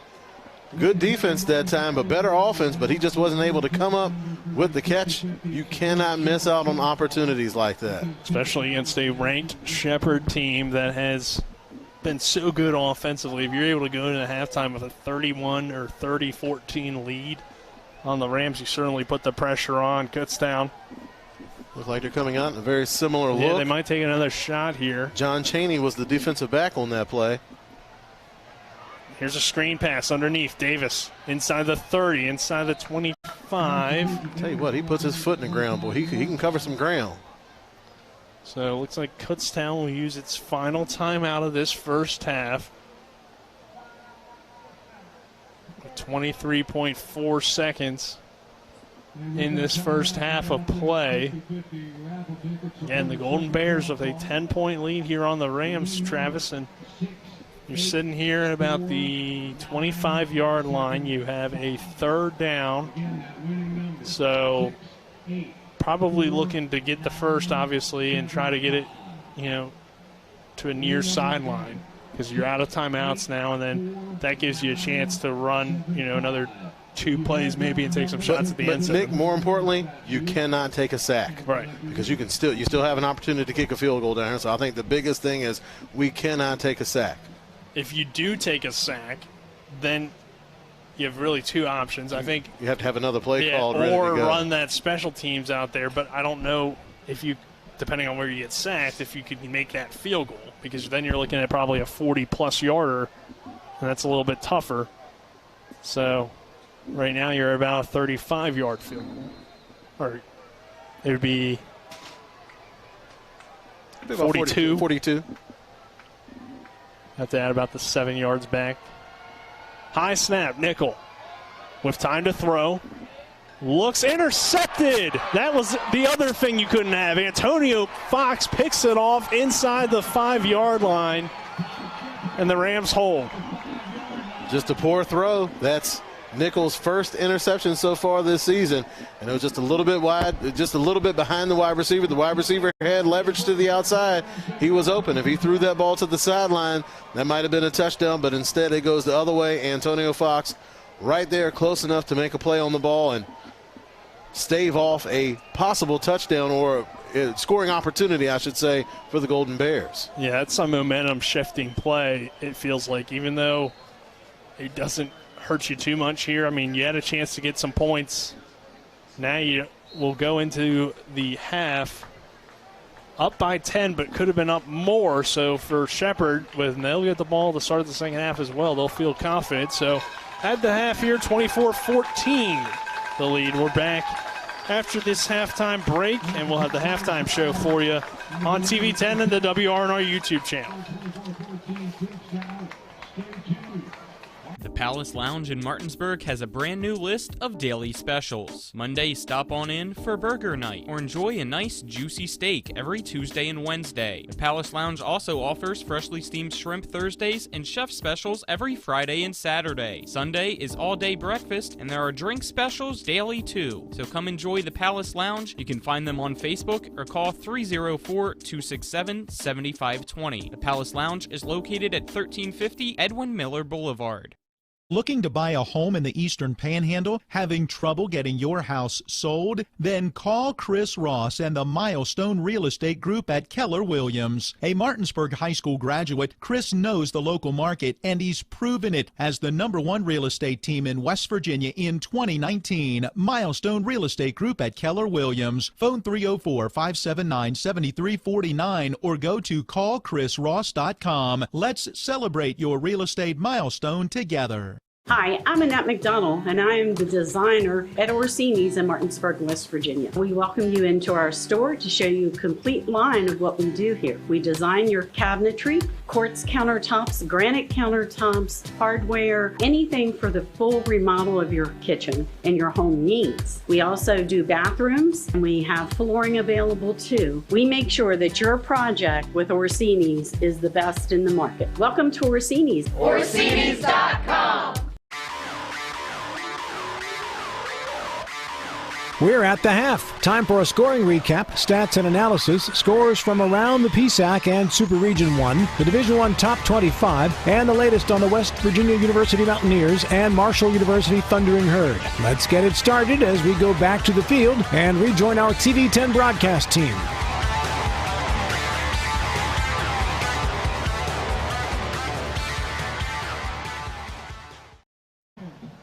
Welcome back to Rams Stadium. Shepherd trailing Kutztown here at the half, 24-14. Nick Verzley, Travis Smith here on the halftime show. Colin McLaughlin back in the studio. Spencer Dupuis, our on-site producer. Matt Miller, Donnie Kinney on cameras. And Travis, we look back at that first half of play and, you know, kind of a back-and-forth ball game, but obviously the momentum shifter, that big blocked field goal resulting in a touchdown for Kutztown and helping them have that 10-point lead in this first half. And that was something that was going to be huge for Kutztown coming into today's game, was they were going to have to find a way to either type of steal another possession or score on special teams. Special teams plays are just pure momentum. Either it's going to be with you or it's going to be against you. And so far it's been with the Golden Bears, and they were able to put that touchdown on the board. And it's been a big difference in this game just as far as momentum, they believe. And one of the biggest things I think the Golden Bears have done is that they've kept the ball out of Tyson Bajan's hands. That's one of the best defenses you can throw out there on the field, is a good offense that's going to eat up a lot of clock. And that's what the Golden Bears have been able to do. And you look at it, too, I mean, it seems like Kutztown's been kind of the aggressor. And we're so used to Shepherd coming out, putting up points, or at least controlling the game and playing how they want to play. But Kutztown's came out in this game and kind of done the opposite, and it definitely feels like, at least in this first half, that upset alert is certainly, you know, in range with obviously a 10-point lead. And the way Kutztown's played in this first half, until that interception, pretty much a mistake-free first half for the Golden Bears. That's a great observation. You have one team that's swinging for the fences. You have another team that seems to be playing not to lose. And that's kind of a recipe for disaster, and that's kind of played out here in the first half for the Rams. Fox, with that interception, that might be one of the biggest plays of the game right there. Able to not allow them to come away with any points on that last possession. But you're absolutely right on that one. I agree. Yeah, I mean, they had a chance maybe to get like a 42-yard field goal or so. Instead, Fox comes up with the interception because Kutztown decided, hey, let's play it aggressive, which I think goes into what they did throughout the majority of the first half, about trying to play Shepherd style and keeping it to their style with more of a ground-heavy attack. But, you know, on the Shepherd side of things, there were some positives. I think they ran the ball probably the best we've seen in a first half. We don't have the stats yet for you, so we'll probably have that in our second segment after we go to Colin here in just a few moments. But, you know, a good rushing attack in that first half and some real positives in that sense. But obviously defensively you got to clean up a lot, and you're going to try to avoid, or you're going to try to make some more big plays, I think, too, if you're Shepherd. And you look on the offensive side of the ball, that's the natural reaction when you have those two safeties playing back deep, playing over the top, trying to keep everything in front of them. That means that you have one fewer defender in the box against the run, so why not run and make them adjust? Try to pull that other safety down in the box. There was a couple times where they dropped that safety down in the box, but usually it was to blitz on a passing down for Shepherd. So even when they do bring that safety down, they're putting immediate pressure on the quarterback off the edge. Shepherd has a quality offensive line. They are very skilled pass blockers, so the chances of you trying to run some type of twist or stunt up front, especially with the way Bajan is so able to get the ball out quickly, blitzes and stuff inside the box really aren't going to work too well. But if you're able to get some pressure off the edge, that's going to force his hand a little bit. And this Kutztown has just done a masterful job on defense of just making Shepherd play boring football. That's basically what you want to do. You want to make that Rams offense play boring, march down the field. So Shepherd came out, and they had a good game plan at the beginning. They really attacked you on the perimeter using those short passing plays to kind of supplement the run game, using them like running plays. You want to spread that defense out, try to create some lanes, and the Golden Bears seem to be okay with that scenario. It's like, if we can keep you on the perimeter and not attacking us over the middle or down the field, I think they're pretty happy with that. If that's the way it's going to play out here in the second half. So Dean Krissick got the scoring going with a 37-yard field goal to begin things. Then Greg Leonard scored for Shepherd on a 5-yard touchdown pass from Bajan to make it 7-3. The Golden Bears, though, responded with a 72-yard touchdown reception from Eric Nickel, making the score 10-7. And then Antoine Lloyd had that big blocked field goal return to make it 17-7 Kutztown. The Rams responded, though, again. Alex Wetzel scoring from 8 yards out on the Bajan touchdown pass to make it 17-14, but then a Nickel 1-yard touchdown run. That's how we got to this point, 24-14 here at the half. Your scoring drive summary is brought to you by 61st District Delegate Jason Barrett, Trusted Leadership, Real Solutions. And then some other things here. We'll break down the second half stats for you before sending it back to Colin McLaughlin in the studio. We'll start with the visitors. The Kutztown Golden Bears able to run the ball well in that first half. 9 carries for Jordan Davis, 92 yards, a big 55-yard run as well. Nelson, 4 carries, 16 yards. Davis McNeil, 3 carries, 10 yards. And then Eric Nickel, 3 carries, 7 yards. So Kutztown doing a nice job running the football. And as we talked about, too, with Shepherd, it feels like one of their better first halves to run the ball. Hebron just 4 carries, but 31 yards in that first half. Chance Schwartz had a one carry for 10 yards. Bajan had 1 carry for 7 yards. So both teams, getting the ground game going. But overall, Kutztown 19 carries, 125 yards in that first half. Travis, if you're able to run, like that again in the second half, it's going to be tough for the Rams to stop. Absolutely, and Davis has just been running hard. You wouldn't expect that from a running back of his stature, but he's hitting the hole hard. Also, he's giving those linebackers fits when he goes out into pass coverage because he has nice hands out of the backfield. So right now, Jordan Davis has been a nice spark plug for that Golden Bears offense. And both quarterbacks having good games so far in this first half. Nickel, 12 of 16, 1 interception, 1 touchdown, 163 yards, had a 72-yard touchdown pass. Bajan, 24 of 28, 178, and 2 scores, and a long of 30. So the quarterback's playing well in this first half, Travis, and both of them spreading the football around. Jordan Davis has been probably our player of the game in the first half. 5 catches, 40 yards. McElroy, 3 catches, 32 yards. And then Cab with the big 72-yard touchdown. Hasty's been effective as well underneath. Jonathan Moss, we've seen a lot of him because the big plays are being taken away. 7 catches, 49 yards. Ryan Beech, 6 catches, 54 yards here at the half. Greg Leonard, 3 for 17 and a score. Alex Wetzel, 3 for 15 and a score. Anything you're taking away out of the passing attacks? Looking at that, Ryan Beech, they have done an excellent job of, 1, denying him the ball, 2, not allowing him to get the run after the catch. A lot of those short passes, that's what they're designed for. I want to get the ball to my athletes in space and let them get runs after the catch. The Golden Bears have done a good job of everybody rallying to the football. You just can't put that pressure on one guy to make the tackle in space on somebody like Beech. You need all 11 hats to the ball, and that's what the Golden Bears have been able to do, really wrapping up Ryan Beech and making him earn those yards, much like they're doing with the entire Shepherd offense. They're keeping everything in front of them, making them earn the yards and not giving up big plays over the top or run after the catch. Defensively, the leading tacklers for each team, Cam Wolf for Kutztown with his 5 tackles in the first half. Antoine Lloyd, 4 tackles, and of course the big return on the field goal attempt. Harris with 3 tackles and Worry with 3 tackles. And then for the Rams, Kendall Duckworth has led the way in the first half, 6 tackles. Ricky Robinson with 4, Ponce de Leon with 4, and Kyle Smith with 4. So that's the defensive stats. That's your first half stats, brought to you by Dobson and Associates, PLLC, providing all your back office needs, including accounting, payroll, and human resources. They want to be your back office. Call 304-264-0437 or stop by 217 West Burr Street in Martinsburg.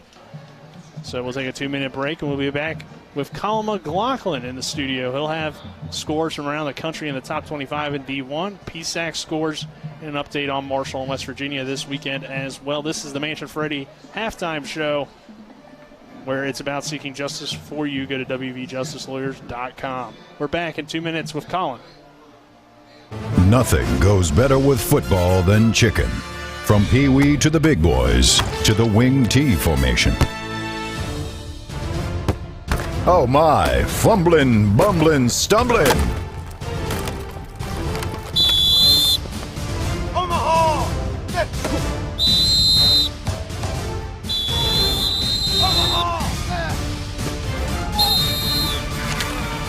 Rock's local market. This is Eric at Hagerstown Ford. Over the last decade, the way we buy things have evolved. Now, you get on your phone, click Want It, and it shows up at your front door. At Hagerstown Ford, it is that convenient. We've changed the car buying experience on the I-81 corridor forever. And with a return policy better than Walmart, there's absolutely no reason to buy a new or used car, truck, or SUV anywhere else. Just like Amazon, Hagerstown Ford will deliver the vehicle to you, where you are, and on your time. And if you don't want it, return it. No questions asked. Why waste your time at a car dealership playing the dumb back-and-forth games? Besides, we hate it more than you do. I assure you, no dealership from Winchester, Virginia to Washington, D.C. will beat our price. No dealership from Chambersburg, Pennsylvania to Baltimore, Maryland will beat our price. And no other dealership will allow you to return it if you don't want it. Hagerstown Ford absolutely provides the best experience at the best price. Visit HagerstownFord.com to schedule your VIP experience. Click on the vehicle you want and get your new ride delivered to you at no risk. See dealer for details. Welcome into the halftime show here between the Shepherd Rams and Kutztown Golden Bears. Colin McLaughlin here, and the score is 24-14. Kutztown leading the Shepherd Rams. This is the Home Helpers Home Care of Martinsburg scoreboard show. Let's look at some out-of-town scores, starting with the top 25 in NCAA Division I football going on right now. Georgia leads Vanderbilt 35-0. As for the Penn State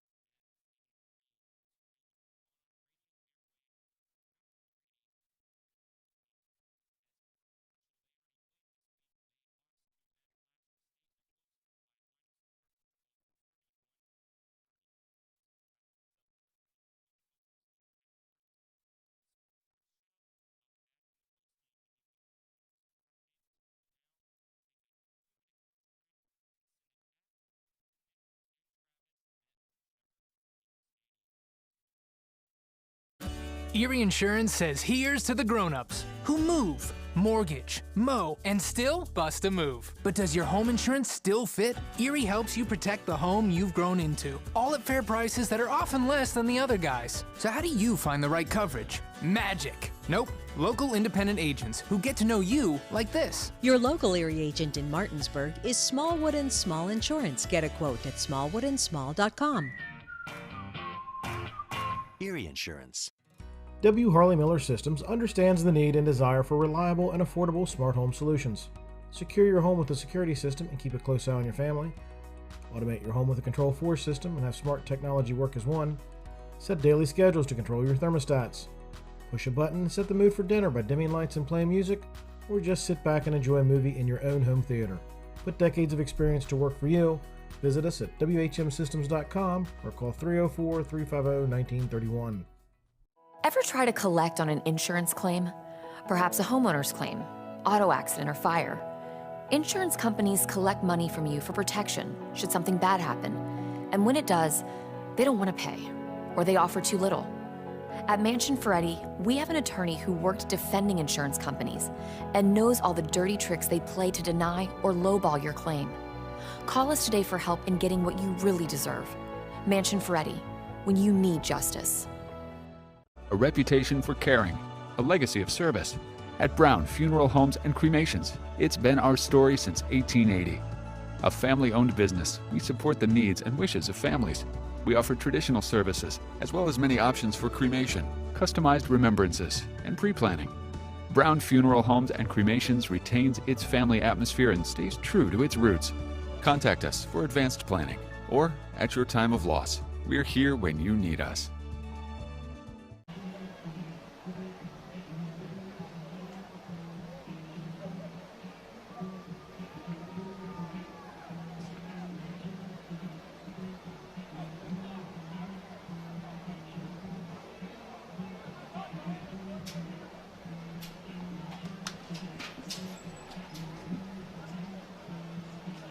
Welcome back to Ram Stadium. We have about 2.5 minutes before the second half gets going, so Travis will just kind of get ready for the second half kickoff. And, it's been a surprising first half, I think. Not that Kutztown is a bad team coming in, but the way the Rams have played this season, it is weird to see them only have 14 points at a half, and obviously that was better than IUP last week. But it's when you have thrown the ball 28 times, you'd expect more points on the board, but also, Kutztown's done a great job making plays when necessary and keeping Shepherd in front of the sticks. And you mentioned that, and the weird thing is you look at the time of possession. Kutztown had the ball for 14 minutes and 1 second in the first half, as opposed to 16 minutes for Shepherd. But watching the game, it seemed like the Golden Bears' offense was on the field for much longer. And what it is it isn't so much the time of possession as what they were able to do with those possessions. They were able to come away with points on just about every time that offense rolled out on the field. Plus, you can't ignore how big an impact was that blocked kick return for a touchdown. That's a huge momentum swing. And like we mentioned in the pregame, that was going to be critical for this Golden Bears offense because they haven't been putting up a lot of points. They've only averaged a tick over 19 points per game so far this year. So they were going to need some points from different avenues in order to have a chance to win this game. They've got that touchdown on special teams, but I still think the Golden Bears are going to have not risk it where they're going to possibly turn the ball over again, but they're still going to have to keep the pedal to the metal because Shepherd's going to come out. They're going to make their adjustments. They're going to figure out a way to start attacking down the field. So curious to see what type of adjustments that the Golden Bears are going to be able to make, especially since they had so much success in the first half. Yeah, and you look at it too. I mean, you talked about it. These teams are pretty much even in almost every major offensive category besides one, rushing the football, but we kind of already knew that Shepherd wasn't going to run the ball a whole lot, so that's expected. But offensive yards, Kutztown with a nice advantage, but the same amount of plays between the two teams, and really a pretty balanced first half. So we'll see how things play out here. Shepherd will get the ball first to begin this second half. So Rams fans, the team certainly has a chance to get some points here on the board and get it back within 3. Kutztown will kick it away from Rams Stadium. A great crowd on hand, as expected. with it being since 2019 since the two teams have played a game. And we'll get ready for the second half kick. Nick Verzolini, Travis Smith here on the call. Krisick tees it up, kicks it away. And the Rams will take it out of the end zone. I think that's Ronnie Brown, and Brown is going to be stacked up about the 15 or so. I'd say about the closer to the 12. That's a great new coverage. return man. Oh, no, it was Brown. Okay. It was Ronnie Brown. Yeah, jersey was kind of folded up, so I did not see a 30. So 1st and 10 for the Rams. Begin this drive. Oh, nope. I guess they're going to give him forward progress. They are putting the ball on the 15. And Ronnie Brown, you have guys like Ronnie Brown and Ryan Beech back deep. And that time they were just determined to bring the ball up and possibly give this Shepherd Rams a spark. But right now they got him set up kind of close to their own goal line. Bagent takes the snap. Here's a surprise. He'll throw. Going deep down the far sideline. Complete inside the 40. Dragging a man into Kutztown territory goes Josh Gonteric, and he'll throw up an eating sign too. That's how you want to start the second half of your Shepherd. It'll be a Ram first down. Going right at defensive back Justin Harris, the 5'10", 175-pound redshirt junior. You get that matchup that they want. We mentioned how they like to flip their secondary, so it's difficult to predict those matchups, but you got a half of game tape on them, so now you can start to recognize patterns and making adjustments.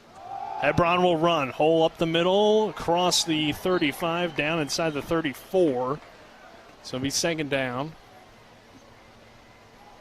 After the pickup by Ty Hebron.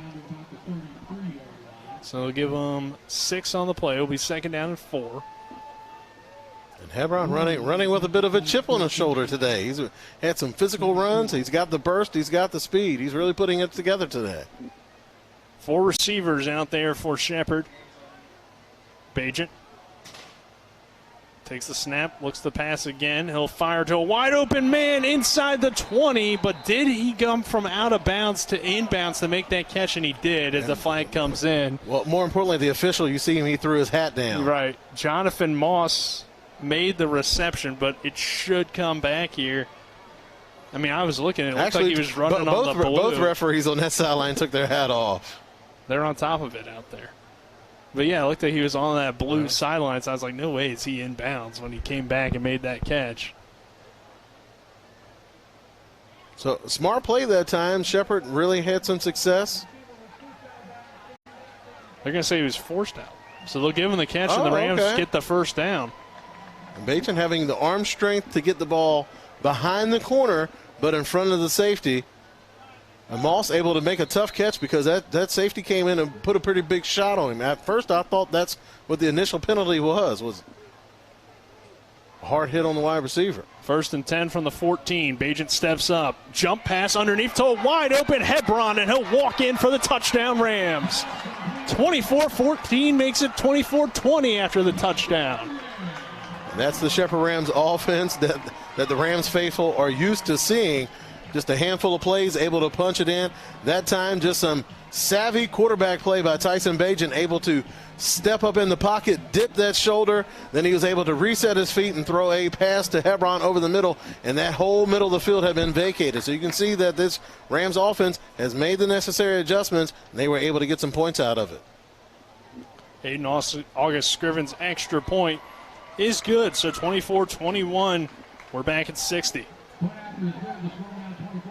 Hi, this is Talk Radio WRNR and TV10's Rob Mario. My family first stayed at La Bella Vita at Deep Creek Lake in Maryland several summers ago, and we've gone back every summer since. La Bella Vita is owned by Martinsburg residents who've meticulously decorated and furnished this amazing mountaintop vacation home with breathtaking lake views that is only 2 hours away, featuring 5 bedrooms, 5.5 bathrooms, a fireplace, a large family room with an 85-inch TV, a hot tub, and multiple decks. There's lots more of the La Bella Bella Vita experience to enjoy, including Deep Creek Lake itself, a 3,900-acre lake with 69 miles of shoreline. It's a great combination, and it's waiting for you. So take it from somebody who's been there multiple times. You are going to love staying at La Bella Vita at Deep Creek Lake. For more information, visit the Facebook page or contact Tailor Made Deep Creek Vacations and Sales or call 301-750-2182. Pressures on the Golden Bears as the Rams came right out, got a big pass to Gontaric, had another few nice passes, and then found Hebron underneath for the touchdown. And like I said, I mean, it seems like now Kutztown needs the answer, even though they do have a 3-point lead and certainly had a good first half of play. But that's the type of pressure that right. Shepherd Rams offense puts on you, where like every single time you have the ball, you have that pressure where you're pretty much in a must-score situation because you know that Rams offense is going to put points on the board. I mean, the drive took just a minute 30, and with a team that can score this quickly in Shepherd, it puts a lot of pressure on a lot of different teams. August Scriven's kick is away. It's a short kick. Going to be fielded by the guy at about the 20-yard line. It looked like he just kind of cut off. Got to communicate. Got to communicate on the back end. Curtis Ramble Jr. I mean, that's an opportunity maybe to get a decent return or at least get out to like the 30-35 or so. But you end up inside your own 20 at the 19. So back come the Golden Bears offense. And overall, besides an interception, Eric Nickel in this offense has looked sharp against Shepherd. They'll come out here with a 4-receiver set, first down and 10 from the 19. Third quarter, 13:28 remaining in this third quarter. It's 24-21. High snap, Nickel will pull it down and run with it. Get out to about the 20, make it about 2nd and 9, and the helmet came off for a Ram player. That was Jawan Addison, so he'll have to go to the sideline for a play. But good play by Addison to get there from behind and bring down Nickel after it looked like he had some room on that far hash. But the high snaps have been a reoccurring theme for Kutztown. Albert Glasgow having some difficulties up front. Usually when it's a high snap, it's because there's a nose guard that's up there punching him in the face every play. On this set, there is no nose guard, and it's a good snap. Davis running to the left. And good play by Robinson to swallow him up after about a 1-yard pickup. Move the ball to the 21, 3rd and 8. And a lot of times that Rams defense, they play mostly in an even front, usually 4-down linemen, so that center tends to be uncovered. But if you put somebody in that A gap, that's his responsibility. Right now, Ricky Robinson lined up in that A gap. Let's see how this snap looks on this play. That's certainly a man that'll make anybody nervous. Duckworth showing blitz. Looks like maybe a dime formation for Shepherd here. On 3rd down and 8. Nickel under some pressure. Maintains his composure and completes the pass on the far sideline. Wow, what a catch by Ravenel Jr. He had kind of a rough time on the return, but he hauled in that catch on the far sideline and all the way out to midfield on the completion. It's a Kutztown Golden Bear first down. And that Rams sideline was going nuts, screaming for a holding penalty. Left tackle Luke Lozowicki got a handful of a Rams defender and basically took him to the ground, giving Nickel enough time to make that pass. But that was as bad as it gets on that one. Nickel has been good under pressure. I mean, he completed the big touchdown to Cap under pressure. There, a quick pass here again. Ravenel Jr. didn't see him in the first half. Inside the 40, inside the 35. Flags come soaring in from the far side officials. So this may be coming back. Pass complete to Ravenel, brought down by Fox. There are multiple flags on the play. Would you go as far as to say that Nickel has been dropping dimes? You could say that, yeah.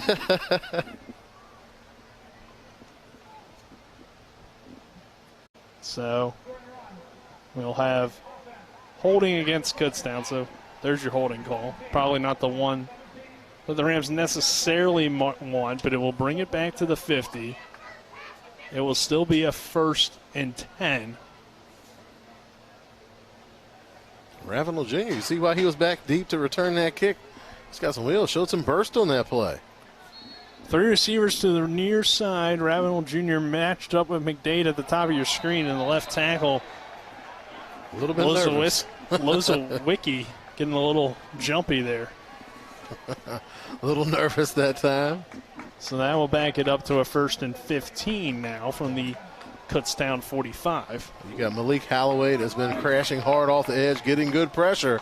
Kyle Smith at times as well. Kyle Smith at times, so that's one of the things you want to anticipate that snap and get an early jump, and sometimes you get out of the blocks a little bit too soon. But I'm sure Nickel would prefer that as opposed to the other way around, getting beat off the edge. Excuse me. It looks like it might be 2nd down. The officials have it at 1st, though, so scoreboard has it 1 day. It is 1st and 15. Another high snap. Nickel grabs it, but Holloway wraps him up in the backfield along with Ponce de Leon, I believe it was.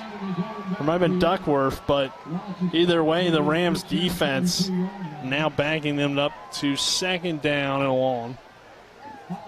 Those snaps have just been consistently high so far today, and it's usually when a defender is lined up in the gap. That time it wasn't Ricky Robinson. He just comes onto the field.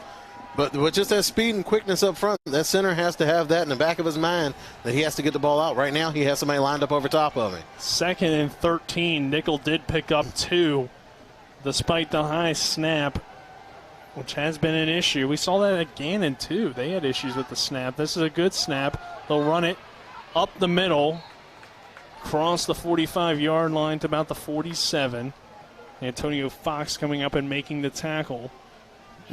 You have issues with the snap when you have issues with Ricky Robinson. That's the key. Can Robinson line up under center, or over the center, I should say. So Kutztown adjusting here as they get it to the 46-yard line. It'll be about 3rd and 14, 3rd and 12 or so. Now it looks like Addison is going to be lined up over the center. Nickel going deep again down the left sideline. Intercepted if he got a foot in by McDade. What a play, and the Rams defense coming out in the second half after ending that first half drive of an interception, getting another second half interception, and now a chance for Shepherd to at least tie this game and get that momentum back. So marked it incomplete. Right. Pushed out of bounds on that play, and that time the pass rush up front affected Nickel. He wasn't able to step up and really step into that throw the way he wanted. It sailed on him, and the Rams defender was able to go up, high point it, but luckily for the Golden Bears, pushed out of bounds. Now you have a chance to still flip the field opposed to having really good field position for Shepherd. But either way, you wanted to respond with some points. High punt. Gontarek fielding inside the 10. Gontarek cuts it back to the far side. Gontarek's got room. Across the 20. High stepping his way out of bounds. A lot of flags down there by the end zone. So that will probably take that all away, but it was almost a big return. And that's the thing on special teams plays like that. When you go off script and do something different, you have players that are out of position. They still want to make a play for a teammate, and sometimes they get a little bit too eager and hit somebody in the back, and it's going to negate a good return by Gontarek. Right now, the Rams just looking for any type of way to get the ball in his hands. Holding. Interesting. Usually on a play like that, you'll get a block in the back, but they're going to call holding. Yeah. So the hold will go against the Rams, back them up a little bit to begin this drive, but the defense comes through, making it 24-21 still with 9:35 to go in this third quarter. All right, so it looks like they're going to call, said block in the back? I thought they said holding, so. Looks like Shepherd will start at its own 5-yard line, 1st down and 10 for the Rams. Backed up here, we'll have to get a nice drive going to get some points. But certainly an offense capable of it, and already with an impressive first drive of the second half, this is now their second drive. Quick pass from Bajan, complete on the far side. Ooh, big hit. Ball came out, and Kutztown thinks they have it. That was down, but that's certainly going to be my nominee for collision of the game. Who was that came up and made that one? Believe it was Kyle Sapp, the linebacker, I want to say it was, but it could have also, a few guys were over there, so it's kind of hard to tell. But I think it was Sapp. That's who I would give it to. Sapp. That's my nominee for Cody's Bodies collision of the game. So incomplete pass. Bajent over the middle, complete to Beech. Beech with blockers out in front, sheds off a tackler. Well, it's 2nd and 10 and makes it 3rd down now.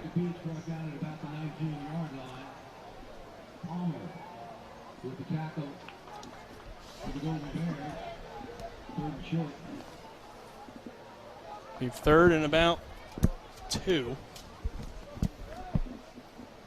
The Rams lucky to get out of that previous play with an with just a down ball, because that was a big hit.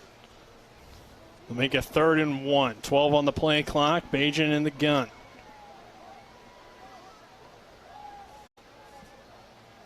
Blitz from Kutztown. Bajent gets it out quickly. Incomplete. Gontarek tried to haul it in here on this near sideline, but couldn't quite get the hand underneath. I'll tell you what, Anton Lloyd was all over that play. Gontarek is a exceptional route runner, but that time Anton Lloyd didn't bite on anything. He was on his back the whole time, played through the wide receiver to the ball. Maybe a little physical for the Rams faithful, but no call on the play. And the Rams, they've had some difficulties as far as their long snaps. To their credit, they don't have a lot of opportunities to get punts during games, the way their offense scores points. So it's rare that they have to line up in this, but now it's crunch time. They're backed up near their own goal line. It kind of started too, Travis, with Worry bringing the pressure up the middle. Flag coming in here again, but that kind of forces Bajent, knowing he's not going to have a ton of time, that he might have threw that a little early, at least earlier than Gontarek maybe expected, and the pass was kind of low too. So, you know, a good job by Kutztown, who's played for the most part a soft zone, to bring some pressure. But they're picking their spots very well as far as wanting to get the ball out quickly. And the penalty will make it that much more difficult for Shepherd to kick it away.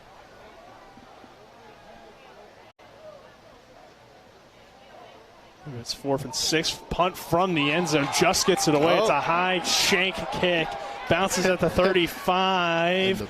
Kutztown picks it up at the 50. The punter did a good job of selling it. He did draw the flag, so let's see, is it going to be running into the kicker, or is it going to be roughing the kicker?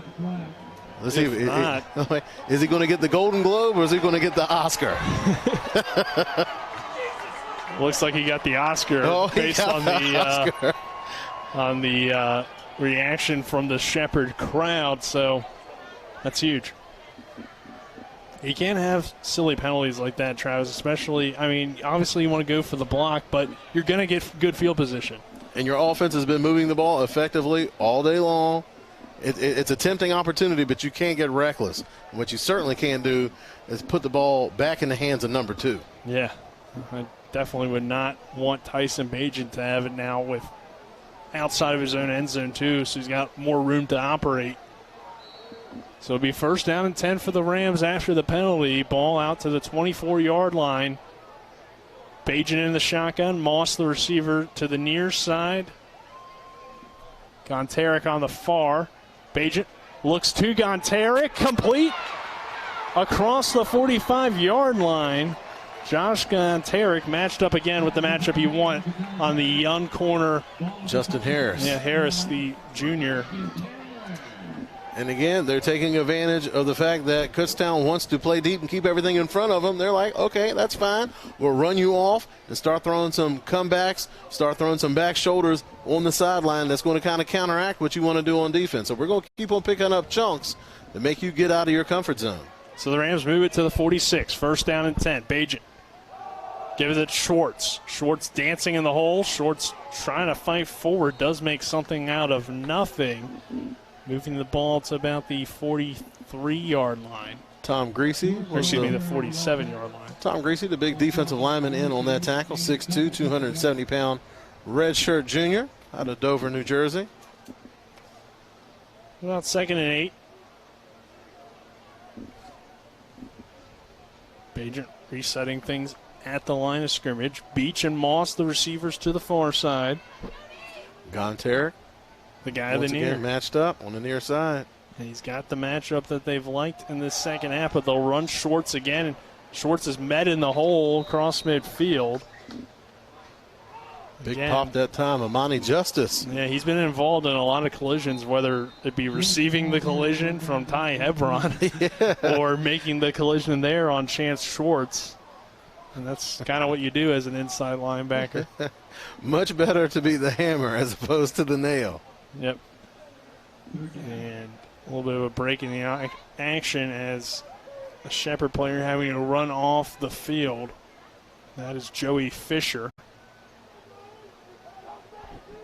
So the Rams will have a different right tackle for at least this play. I'm not certain if Fisher was injured or if his helmet came off or what, but either way, he's off the field here for 3rd and 6. Bagent looking to throw. Bagent fires near side, caught by Wetzel. Oh, he juggled it, and it's going to fall incomplete. An excellent play by Ryan Jennings, Jr. on the near side. Defensive back coming up. Wetzel had the ball in his hands, but the defensive back able to come up and deliver a hit. Ryan Jennings Jr., only 5'9", 175 pounds, but yet still able to make a play from behind the wide receiver.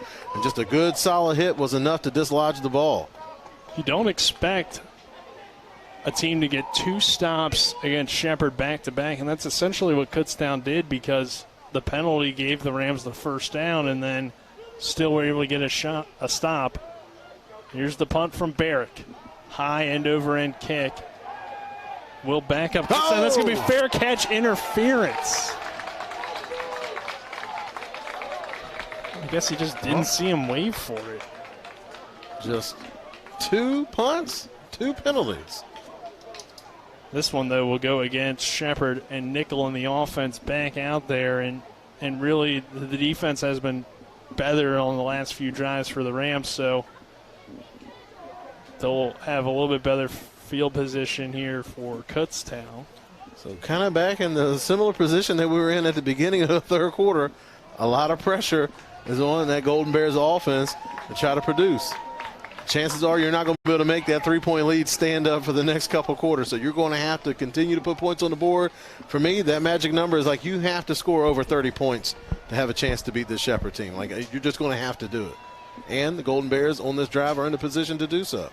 Yep, we'll have it at their own 30-yard line, and it's 1st down and 10 for the Golden Bears.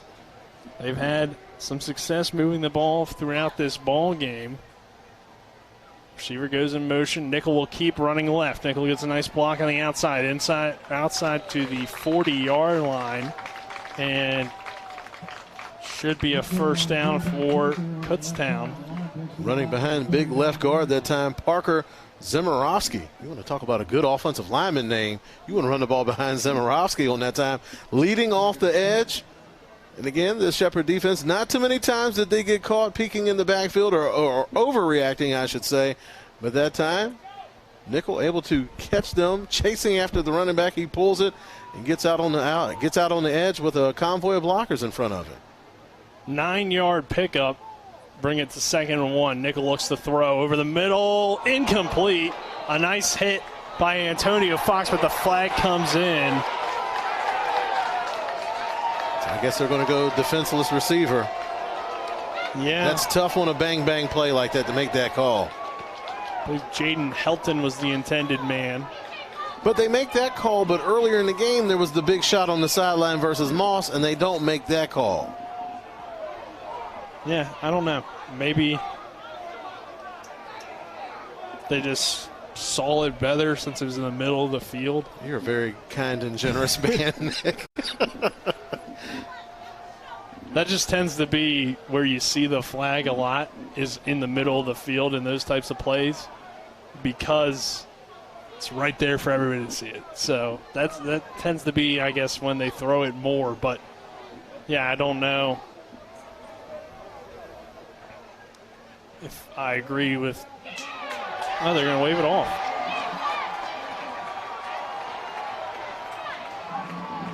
Interesting. Golden Bears still in 3rd and short. Yep. But that is interesting, and I didn't really see helmet to helmet. I saw a good hit, but I didn't see defenseless helmet to helmet type, or even shoulder to helmet. I just saw a big hit. They to the chest is what it looked like. Yeah, they did go low. They did lead with their shoulder. So, I mean, textbook tackle, that's what you teach guys nowadays.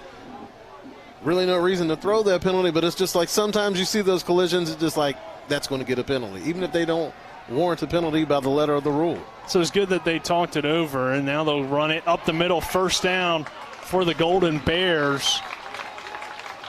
Coming in and making the tackle for the Rams, Cheney and Holloway combining. And Zaire Jones. Yeah, new running back. Checking in at the running back position. 5'11", 190-pound junior out of Salem, New Jersey. Jones remaining the back to the left of Nickel here on a first down and 10. Kutztown looks to the sideline.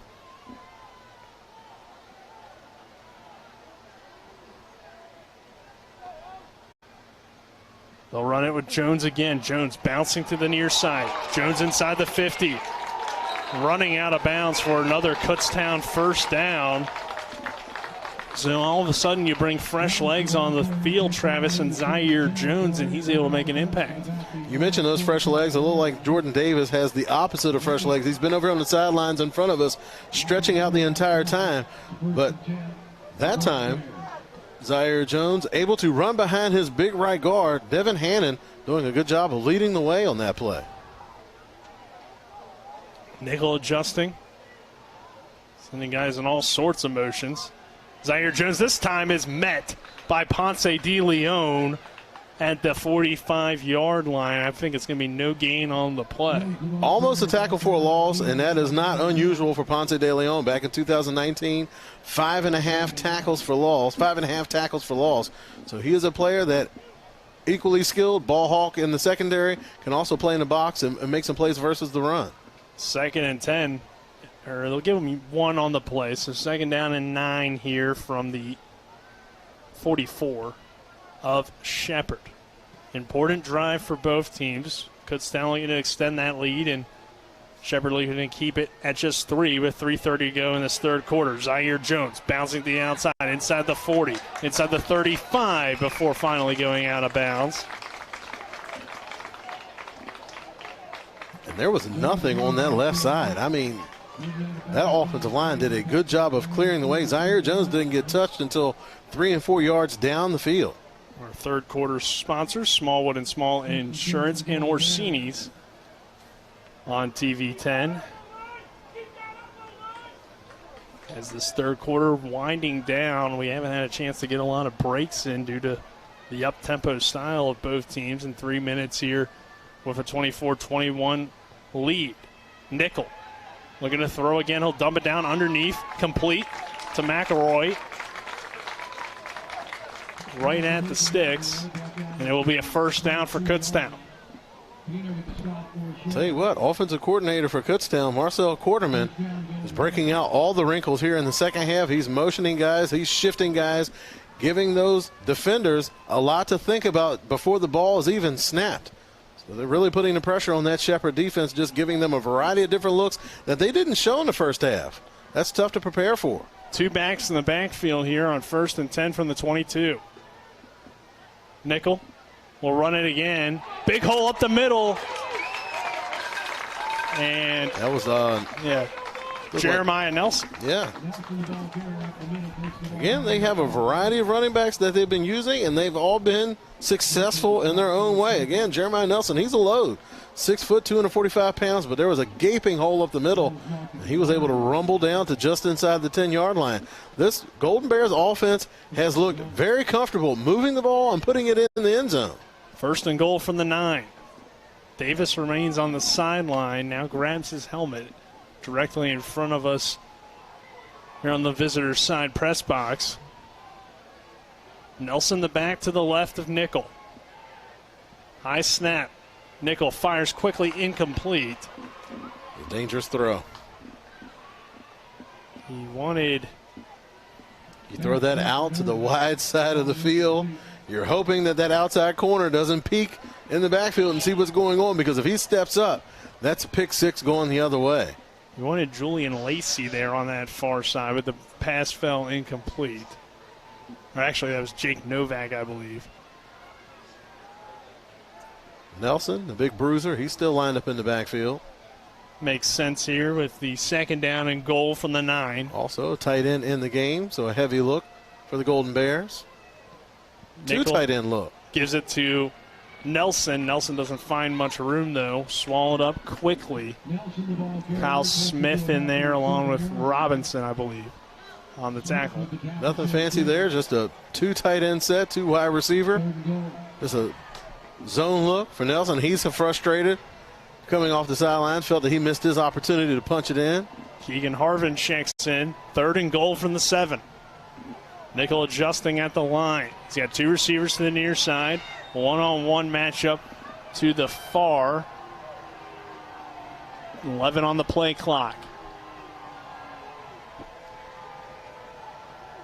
Nickel looks to throw. Steps up, under pressure. Now rolling to the right. He's got room to run. He fires back in the end zone. Caught for a touchdown. Golden Bears strike again. I believe it is Cap again, too. Jake Novak. Jake Novak able to slide around on the back line. Nickel did a good job of making that defense commit. The play broke down. Nickel was able to scramble out, break, contain, and once he started to press that line of scrimmage, the defenders had to respect his mobility. He can move around a little bit. You're that close to the goal line. They step up, and the moment he does, Novak sits down in that soft spot in the zone, and Nickel throws a dime to the back of the end zone. 30-21. Kutztown on top. Extra point is good. 31-21. 1:07 to go in this 3rd quarter. We'll take a 60-second break. We're back with more Shepherd University Rams football on TV 10 and the WRR YouTube channel. The right attorney can make all the difference in the outcome of your case. I called Sutton and Janelle, the best lawyers you could ask for. Sutton and Janelle Attorneys at Law. 70 years of collective legal experience. Family law, criminal defense, DUI, personal injury, and mediation. Sutton and Janelle got the most favorable outcome I could have expected. Visit Sutton and Janelle's new historic location, 224 West King Street in Martinsburg. Online at suttonandjanelle.com. Sutton and Janelle Attorneys at Law. They value your rights and are passionate about your success. Over? It's not over until we say it's over. Was it over when the Germans bombed Pearl Harbor? No! After an eternity in the cold trenches filled with the sinew of flesh. When the going gets tough, the tough get going. Men have to dig down deep and grab a hold of anything they can for motivation. Let's move! Rock's Coffee, a great pick-me-upper. To Rams Stadium, 31-21. Kutztown leading Shepherd here at Rams Stadium in Shepherdstown, West Virginia. A little bit of a shocker as the Rams ranked in the top 10 in both of the major polls. But on the ropes here today against Kutztown. Still plenty of time, though, in this ball game as Ronnie Brown will field it from the 1. He'll fair catch, and Shepherd will get it at the 25. Nick Versley, Travis Smith here on the call. Matt Miller, Donnie Kinney, our cameraman. Spencer Dupuis, our on-site producer. And Colin McLaughlin back in the studio. All of them doing a great job, and big thanks to those guys helping us out, along with Chip Ransom and his staff, the sports information department here at Shepherd. Really helping us out with the stats and stuff, and of course giving us a location to bring this game to you, the viewer. 31-21, 1st down and 10 for the Rams at their own 25. Bajan in the shotgun formation. Hebron is the back. 10 on the play clock. Actually more of a pistol with Hebron lined up behind Bajan. 2 tight end set for Shepherd. Play action. Bajan under pressure. Avoids the rush, firing downfield for Gonteric, and a defense. great play by who else? Lloyd. He's been the guy. He's been all over today. That was tremendous coverage that time by Lloyd. They go man on man, and he steps up and makes the play. Bajan stepping up and laying it out there for Gonteric, but as we said, Antoine Lloyd has been huge. 2nd down and 10 now after the incomplete pass. And whatever that Bears defense is doing, they have done a good job as far as taking Ryan Beech out of the game. He has been, especially in the second half, I don't think he's done much at all. 59 seconds to go here in this third quarter. Kutztown shows blitz. They back off. Bagent has time. Now pocket breaks down a little bit. Dumps it down. Greg Leonard across the 40-yard line. First down for the Rams. That's just tremendous arm strength that time by Tyson Bagent. As he's stepping up in the pocket, just flips it out to his left, and he could just zip it to the sidelines on a rope. And gets it to Leonard, and he's able to make something happen after the catch. That's just outrageous arm strength. Leonard goes out of bounds at 52 seconds, but now the clock will roll to 45. Beech in motion from left to right. Hebron remains the back. He'll run Hebron. Hebron, big hole, 50, inside the 40 or 46-yard line about for another Shepherd first down, and Hebron again initiating the contact, and he has just ran angry this afternoon at Ram Stadium. I don't know. Somebody said something to him before the game because Ty Hebron is having a nice afternoon. Yep, he's running with a chip on his shoulder that time. Shepherd showing a heavy look, a tray look, a tight end, 2 wide receiver look to the right side, and they run Hebron back to the weak side. He's able to find a gap and pick up some nice yards on that play. 15 seconds to go in this third quarter. Dump down. Here's Walker on the near side. Gets it out to about the 40-yard line. Second down after the pickup there, and that will do it for the third quarter. 31-21. As Shepherd trailing Kutztown. Fourth quarter coming up in 60 seconds here on TV 10. With 4 new car dealerships and 4 used car dealerships in 3 states, Parsons is the largest used car and fastest growing new car dealer in the tri-state area. Take Parsons Ford with huge savings on hundreds of new Fords, financing from 0%, Parsons' goal of financing for all, and Parsons' famous above-market trade-in allowances that help make Parsons #1 for used cars too. See why so many won't buy anywhere but Parsons Ford in Martinsburg. We became #1 by making you #1 first. Parsons. When will I be able to retire? How do I make the most of the money I have? How do I leave a lasting legacy to my loved ones? I'm Philip McCoy, financial advisor with the Mirius Group, a private wealth advisory practice of Ameriprise Financial Services Incorporated. Call us today at 304-263-4343 to help you make the most of your financial future.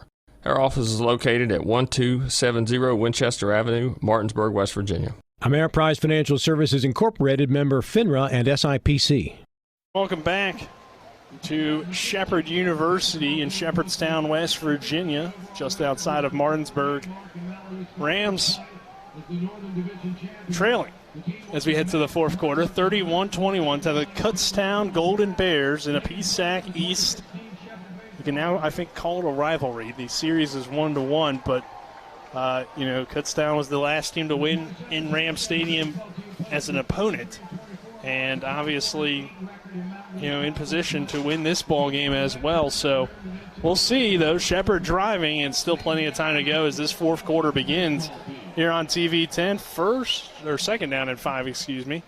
And in those 2 meetings, the margin of victory has been a touchdown. Actually, 7 points. So it's been a touchdown and an extra point. So both of those games have been competitive down to the last second. And this one living up to that as well. Just a 10-point game, and, of course, Shepherd driving. It's going to come down to, I think, defense for the Rams as Bagent will look near side. Intercepted! It's Antoine Lloyd. Lloyd to the 40, the 30. Lloyd cuts it back. He might go score on this one. Inside the 20, 10. Still on his feet. Lloyd dives for the pylon. He's going to be marked out at the 1-yard line. Antoine Lloyd, he's returned a field goal block. A flag comes in for a touchdown, and there a huge interception, a rare mistake by Tyson Bagent, and Lloyd has been great for Kutztown. So an official has a hat on the field, and there's also a flag on the field. So it's a lot going on, but Lloyd, my goodness, he's just been a star in that back end for that Golden Bears defensive unit. If this score is able to hold up, he's definitely a nominee for our WVU Medicine Player of the Game.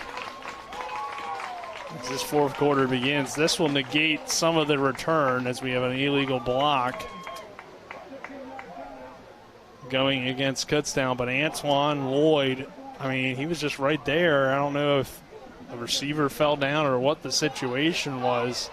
It was just the ball was late getting out. There you go. And that's something like when you're throwing that out to the far side of the field, you need to step into that ball and zip it with some confidence. And that time I think Bajan was kind of like he kind of came back to it as his second option, and you can't do it when you have that type of corner out there playing. He's shown that he's up to the task when he's going toe-to-toe with Gonteric. So you have to take him seriously and show some respect. You can't go at him like that. You have to pick your spots. So luckily for Shepherd, the return is pretty much taken completely away. So it's essentially almost that they ran a few yards and fumbled or something because, I mean, the ball's at the 35. So the defense in a much better situation than inside the 5. I believe it would have been the 1 or the 2 yard line. Happy to get an interception, but that's still a blow. You get a good big return. I mean, you were like driving that. And you're down 10. Yeah. And we're in the fourth quarter now, so it certainly hurts, but it could have been a lot worse for Shepherd. But Kutztown now looking to take advantage of the turnover. High snap, they'll run it up the middle, and that's stuffed. Jawan Addison there, along with Robinson and Lane, all of those guys, some big names on this Rams defense. And there again, you see that high snap. Travis, too, I think, with that interception, I mean, that's a play that the Rams have ran so much today, those quick little out routes, and they've been so successful, especially Jonathan Moss in that first half, but they're... You see Kutztown has made their adjustments as well. They have coaches in their locker room as well, so you give them the dry erase board and a marker, they're going to be able to make some adjustments. Nickel dumps it down underneath, and good open field tackle. By, Pena. And Keegan Harvin. Pena has got more and more playing time as the season has wore on. Earlier in the game, he put some pressure on Nickel to make him get rid of it. That time he's out playing in space and comes up and make a good tackle on a shifty running back out in space. If you're able to make a stop here, it's not a huge deal that they turned it over. Obviously, you can't have turnovers and win, but obviously, if you're able to get it back quickly, you have plenty of time here in this 31-21 Kutztown lead. 13:25 to go. Third down. 3rd and 11. Crucial play early on. Nice pump fake. Throw near sideline. Complete for the first down. But a flag came in. Holding. So that will negate the play, but a nice catch there by Novak. And if I were a betting man, I'm going to say the holding penalty is going to go against Luke Lozowicki, the left tackle. He got away with one earlier in the game, but Holloway was coming off that far blind side, probably Kyle Smith as well. I mean, those two guys, they're undersized, but they're tough matchups because of their speed and their ability to get leverage on guys that makes it that tough on those tackles. And that Rams defensive coaching staff does a good job of rotating their players in and out throughout the course of a game, so you keep those speedy guys fresh and able to get after it. You don't want to leave them out there for long periods of time and get worn down. That's when that being undersized really becomes a detriment. If you can keep them fresh and keep them going 100 miles an hour, that's going to help you out, particularly here in the fourth quarter. And it's a warm day down there on that turf, so you certainly want to keep those defensive linemen hydrated and rested. 3rd and 19 for Kutztown. 13-17 to go in this game. Rams Stadium coming to its feet. A 10-point lead for the Golden Bears. Novak dumps it down in the flat, incomplete. And that will force the punt. Shepherd gets the stop needed after the Bajan interception. Not too many plays in the playbook for 3rd and 20. You just wanted to get something to try to get Zaire Jones on the edge. And that was dangerous. Sometimes when you throw those flare passes out to the running back, depending on where that referee's looking, he could judge that as a lateral. So Zaire Jones just did a good job of staying after the play, knocking the ball out of bounds just in case. You don't want to leave up a play like that to the officials to make the call. Gonteric standing at his own 33. Now he moves back inside the 30 after the punt. It's a short kick. Bounces at the 40. Gonteric picks it up at about the 26. Gonteric across the 30. And then gets out to about the 35-yard line where Shepherd will take over. We're going to take a quick 30-second timeout. 31-21 our score, 12:58 to go in this fourth quarter. The right attorney can make all the difference in the outcome of your case. I called Sutton and Janelle, the best lawyers you could ask for.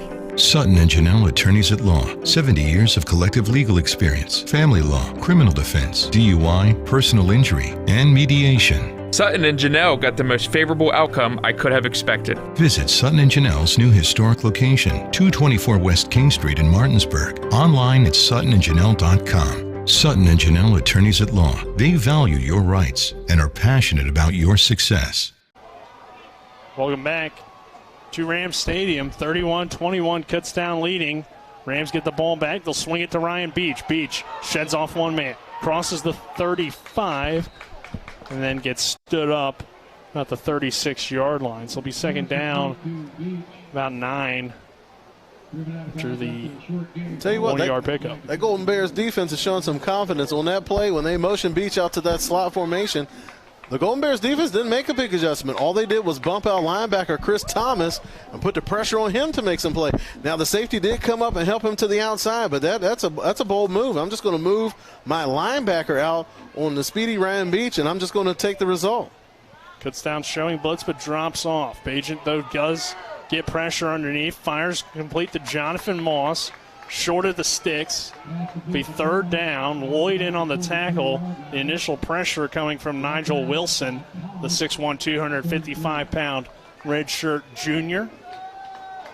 He came off the edge and just bull rushed Fisher, the right tackle.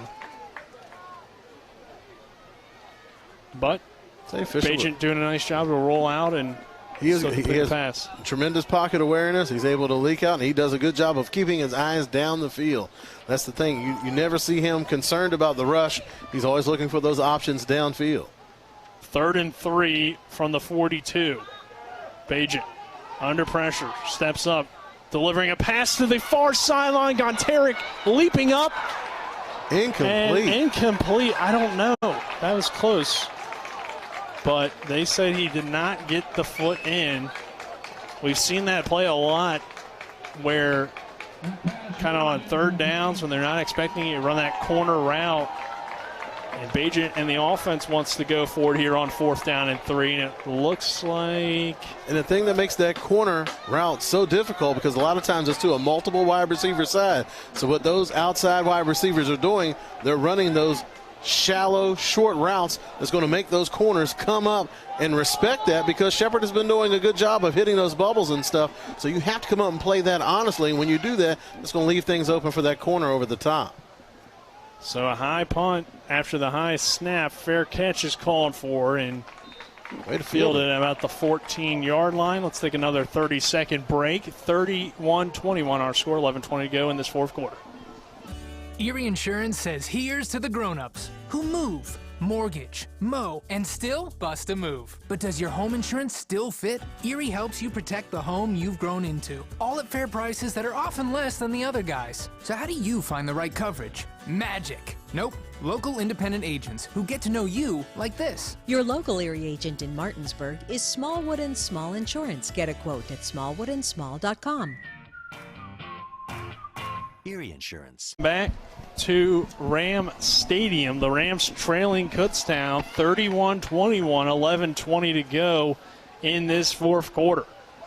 Nickel will hand it off. The Rams defense showing strong again. Antonio Fox, and actually it might have been Duckworth, I believe. Yeah, that was Duckworth in on the tackle. And he's had himself quite a day, probably well over 10 tackles to this point. But Travis, I mean, we're getting into the point in the game where you roll under 11 minutes. It's a 10-point game. Kutztown on top. Coach McCook going to trust the defense here. See if it works out. Nickel looking to throw again. Pass complete to McElroy to the first down marker. If that was an option route, that was a good decision by McElroy that time. Shepherd playing over the top, McElroy stops short, sets down right in the zone. That's something that these Golden Bear wide receivers do very well. They're not speedy guys that are going to blow the top off of the defense, although they have had success getting deep over the middle. But what they do well is run routes. And that time it was an option route and looked like McElroy did a good job of sitting down in that soft spot in the zone, picking up a crucial first down. I like, too, it seems like Kutztown is still being aggressive even with the 10-point lead and 10 minutes to go. You have to be. You have to be. Yeah, you don't want to give Shepherd too many opportunities. The Rams blitz, DeLeon fills the hole. Another notable thing, Jordan Davis has missed the majority of the second half. Keegan Harvin in on that carry. Kutztown does have, though, a lot of different running backs, but Davis seemed to be trying to get loosened up on this sideline, and we haven't really seen him since then. His helmet's on. He's down there by the first down stick, so it looks like he wants to get in, but it seems like the coaches don't want to risk it, or maybe something where it's like, if it gets into crunch time, we might put you back in, but it seems like the coaches are reluctant to put him back in the game. Harvin remains the back here with 9.5 to go in a 10-point Kutztown lead. Play action. Nickel dumps it down in the flat, complete, across the 30, out to about the 35. McDade in on that tackle. Completion to Novak. Hard hit that time by Antonio Fox. It's going to be one of my nominees for the Cody's Body Shop collision of the game. Brought to you by Cody's Body Shop, located at 851 Wilson Street in Martinsburg. Family owned, offering superior customer service for great pricing for a job done by experienced and certified technicians. 8:50 to go, 3rd down and 4. Kutztown leads by 10. Nickel on the QB draw, gets the first down across the 40-yard line to about the 41. Wow. That's an interesting play. And again, Nickel with his mobility for a 6'4", 265-pounder, he's able to get out and run in a QB draw type play. Good job, and he's protected. You have the running back leading up through the hole. And another thing, it really counteracts that pressure that Shepherd is able to maintain, able to get on the outside. So you kind of work against what Shepherd likes to do. They want to get upfield, so fine. We'll hit you with a draw and see if you make an adjustment off of that. The number 10 ranked Shepherd University Rams in trouble here at home against Kutztown. The Golden Bears have a 10-point lead. They'll run again with Keegan Harvin, and Harvin will scamper forward for a few yards up the middle. Get it to 2nd down. Actually, check that. That's running back Daryl Davis McNeil, 5'11", 200-pound redshirt junior. Sometimes the 8 and the 6 is kind of tough. Yeah, especially when it gets crunched up. Yeah, guys got the double-sided tape on their shoulder pads, so sometimes it gets bunched up a little bit. So 2nd and 5. Davis McNeil remains the back here. They'll give it to Davis McNeil, stretch play, and he does not find room. Yeah, it seemed like he had something to the outside, but just cut it up, and Jawan Addison swallowed him up after the short carry, maybe back to the line of scrimmage. Even a tired Shepherd defense, they're way too fast for you to try to bounce it outside on them like that. There we got a timeout, so we'll take a 60-second break. 31-21, Kutztown on top. This is Shepherd University Rams football on TV 10. Nothing's better for celebrating after a tough day on the gridiron than a refreshing beer from the frozen tundra of Rock's Beer Cave. Go ahead. Pour it on, big guy.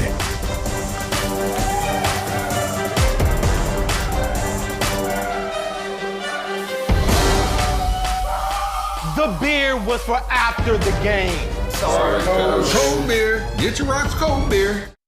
Erie Insurance says here's to the grown-ups who move, mortgage, mow, and still bust a move. But does your home insurance still fit? Erie helps you protect the home you've grown into, all at fair prices that are often less than the other guys. So how do you find the right coverage? Magic. Nope. Local independent agents who get to know you like this. Your local Erie agent in Martinsburg is Smallwood & Small Insurance. Get a quote at smallwoodandsmall.com.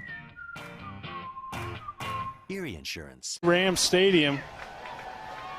31-21, Kutztown on top of the Rams.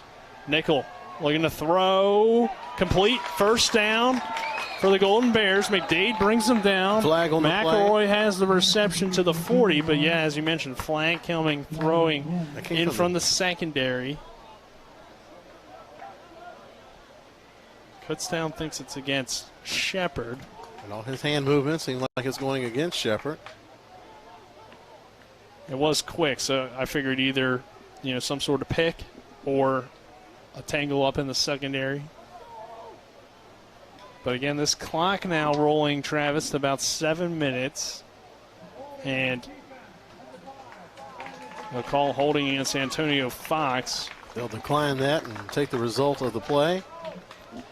I mean, Kutztown's getting into Ram territory about the 40-yard line, and we were talking kind of during the break, maybe Shepard should have went for it there on that 3rd and 3. They were on their inside of the field, but the way Kutztown's moved the ball, it was definitely a risky decision there with a 10-point game, and obviously Kutztown looking to add to that lead. Nickel under center. Davis McNeil here, the back on 1st and 10 from the 40. They'll turn around, give it, that time it's Harvin. Keegan Harvin lowering the shoulder. Finding room, Duckworth and Robinson on that tackle. The Golden Bears, they've gone under center several times today. One of the things that can do, that does lend itself to, is good play-action passes. When that quarterback has to drop back and hand it off, you saw that time Nickel really having that ball outstretched on display. So curious if they have a play-action pass tucked away for quite possibly a critical 3rd down. 2 backs in the backfield. They'll give it to Harvin again on 2nd and 4.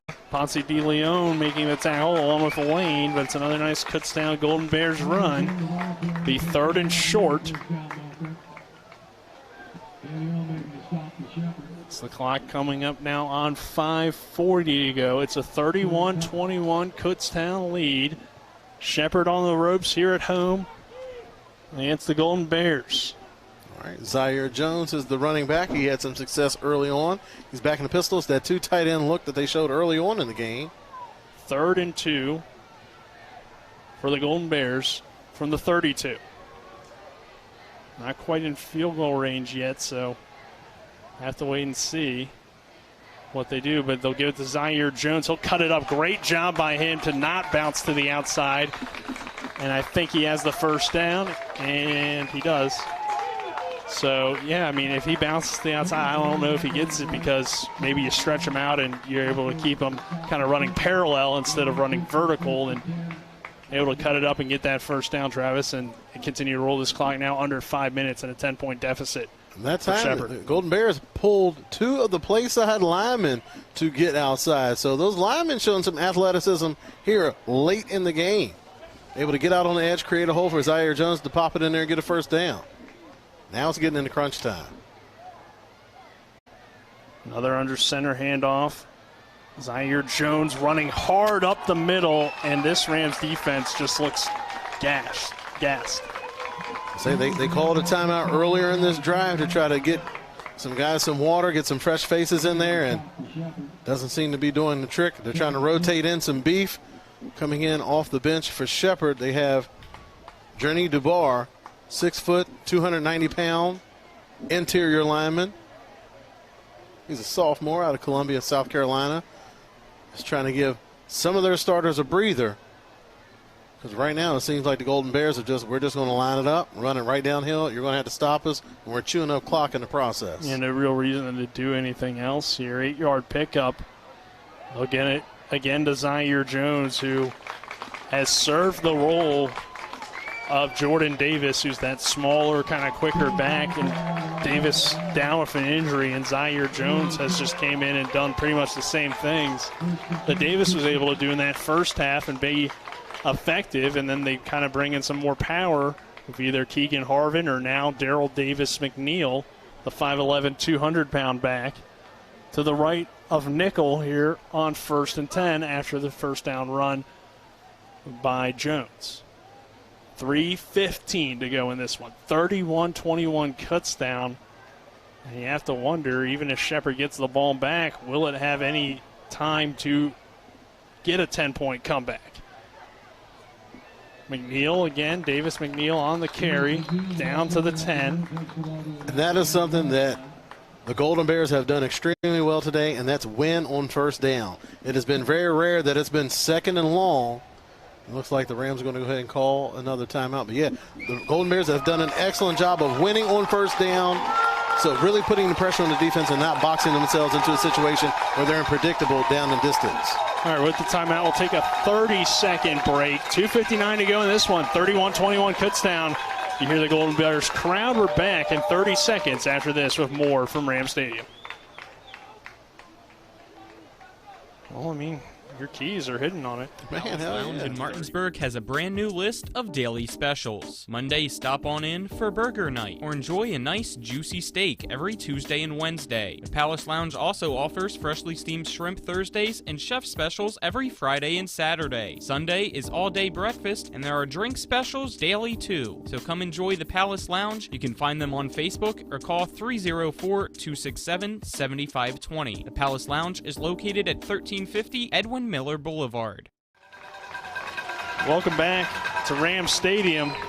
31-21 Kutztown trying to pull off the upset in the first game in Ram Stadium in 2 years. Kutztown was the last visitor to come in here and get a win. And they're looking to do that again here today. With a 10-point lead in just about 3 minutes to go. 2:59 to be exact. Second down and 6 from the 11-yard line. They'll give it to Davis McNeil. Big hole. Davis McNeil can score another touchdown for the Golden Bears and put them up 37-21 with 2:54 to go. And that pretty much seals it for Kutztown. And the Golden Bears, they've done an excellent job of running off tackle earlier in the game. It was Zaire Jones. But that time, it was Darrell Davis McNeil. And again, just running right off that right side. That offensive line just did a good job of creating a huge gap up front. Devin Hannon, Adam Case cleared the way for their running back. And that was a backbreaker right there. Now a 16-point deficit. Dean Krissick, his extra point to make it 17 is blocked. And no good. So 2:54 to go in this one. 37-21. Kutztown leads Shepherd. We're back in 60 with more from Ram Stadium here on TV 10. Ever try to collect on an insurance claim? Perhaps a homeowner's claim, auto accident, or fire. Insurance companies collect money from you for protection should something bad happen.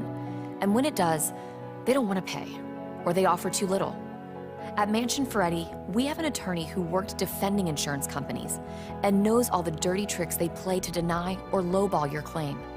Call us today for help in getting what you really deserve. Mansion Ferretti, when you need justice.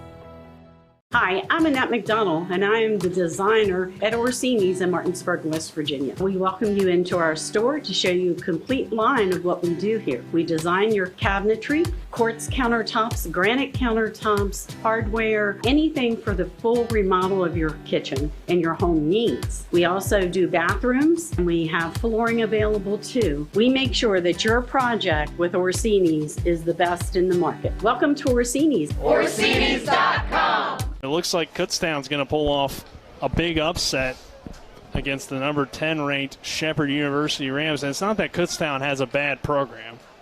You know, traditionally they're one of the best teams. Going back to 2019, they're the East Division they're one of the top tier champs. programs in the PSAC, absolutely. But they did lose to IUP, who obviously Shepherd handled. So you thought coming in, well, Shepherd should at least prevail in this one. But Kutztown appears to have gotten better since that Week 1 game, and Shepherd just kind of seeming out of sync here, and now a 37-21 deficit and a muffed kickoff. And rolling around, the Golden Bears have it. Well, if that doesn't seal the deal, nothing will. I mean, that's the fourth quarter right there. Every single break in the game has gone Golden Bears' way. It looks like the early call looks like Shepherd may have retained possession, but it looked like a Golden Bear pounced on top of that one. Who knows what goes on underneath that pile? There's all type of. Especially with a game where, while it is 16 points, 3 minutes, it kind of reminds you of that game we had week 1, just the opposite. It is somewhat still possible here. You get a touchdown, a 2-point conversion, so you got to go all out on a mishandled kickoff. But, of course, Shepherd's going to need big plays and need them quickly here. And, of course, probably get an onside kick and, of course, get 2-point conversions. But first and foremost, it starts with this 1st and 10. And, of course, before that, it starts with the clock, I believe, or whatever the issue is here. So the matchup that's closest to us looks like it's going to be Moss versus Harris. Harris has been beat a few times in this ball game, mainly by Gonteric. On that far side, it's like Greg Leonard and Gonteric, and then Beech as well. So maybe a double move over here because Moss has had success underneath. Maybe a double move and they take a shot to him over the top. The safety is in on the hash, so if they wanted to go to it, he could make it happen. Bagent looks left. Under pressure now, looks back to the right, finds Beech, sliding in and making the catch. Just short of the first down marker. It'll be 2nd down and about 1. They'll move the ball to the 32 or 27-yard line. Bagent again in the shotgun here on 2nd and 1. Bagent goes quickly, steps up in the pocket. Slings it to the far side, complete for a 1st down. Across the 40-yard line, Gonteric on the reception. Gonteric with a super stiff arm that time. He had one of those last week where he stiff-armed a IUP Crimson Hawk for about 4 or 5 yards on a big reception. Bagent again quickly on the ball from the 40. Bagent slings it to the near sideline. Jonathan Moss into Kutztown territory. Down to about the 45-yard line. So it seems a lot like the first half. Kutztown obviously playing off because, well, they have a 16-point lead here. And that extra point could be huge as well because, well, that kind of keeps Shepherd in the game right now. Bagent parading on the move, finding Greg Leonard. He'll duck out of bounds to about the 35-yard line. So it'll be 2nd down here and about 1. Bagent just continuing to show all of the capabilities that he has from the pocket, getting off platform, still throwing passes to the sideline with velocity. Not his usual arm slot, but he's trying to make something happen for his squad here late in the game. 1:45 to go. 37-21, Kutztown holding the lead over Shepherd. Bagent thumps it down. Hebron is knocked, and he did not get out of bounds, which is huge. So now Shepherd has to go quickly. Shepherd only having 1 timeout left. They had to use some on defense to keep their guys fresh. Bagent does take the snap quickly, floats it over the defender to Greg Leonard down to about the 20-yard line.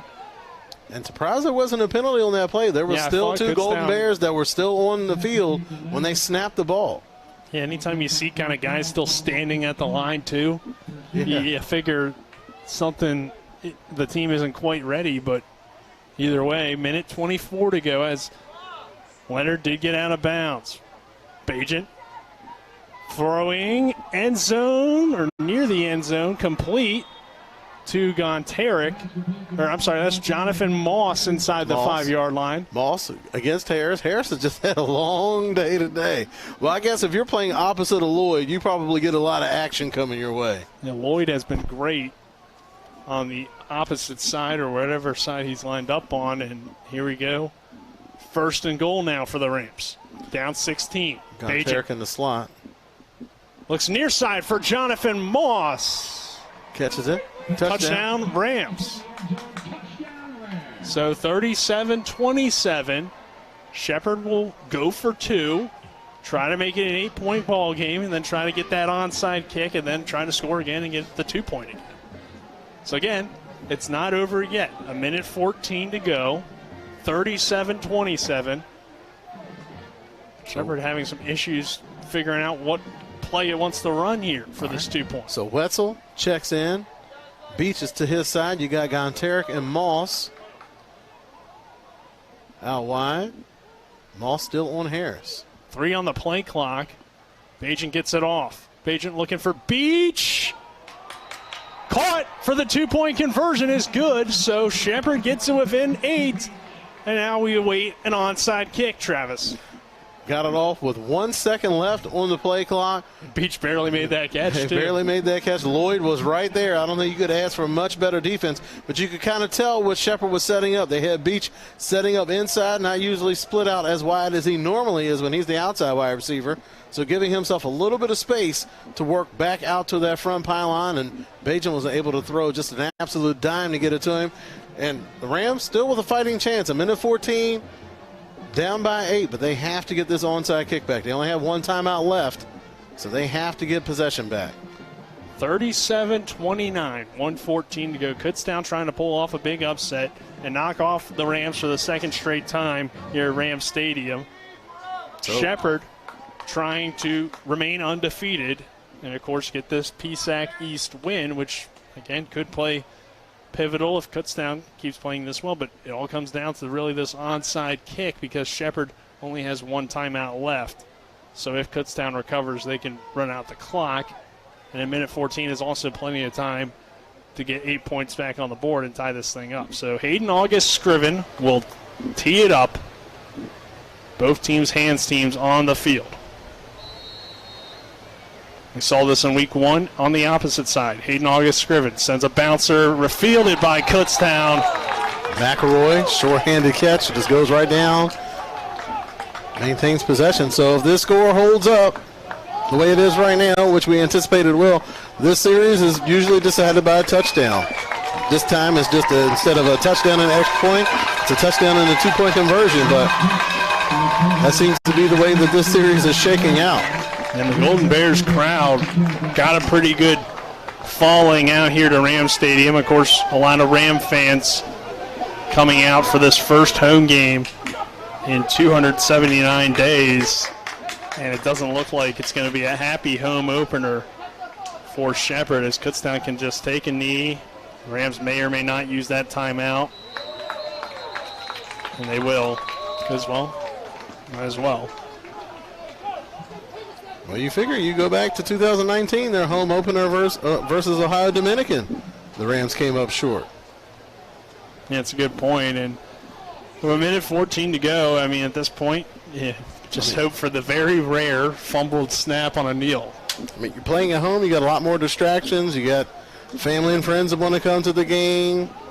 Of course, you got nerves going. You're undefeated. A lot of things going in. So when you're on the road, you're kind of isolated. You and your teammates on that bus, and your focus is kind of dialed in on what you got to do. You got to take care of business. But at home, you know, around a few more of your comforts in your comfort zone, sometimes you might get a little distracted. And it seemed like the Rams did not come out with that edge early on in the game. And like the Golden Bears, they came out swinging. So it was more like the Bears were playing to win the game, and Shepherd was playing almost not to lose it. Britt Sherman, Martinsburg's head coach, kind of made a similar point to that too as the kneel down.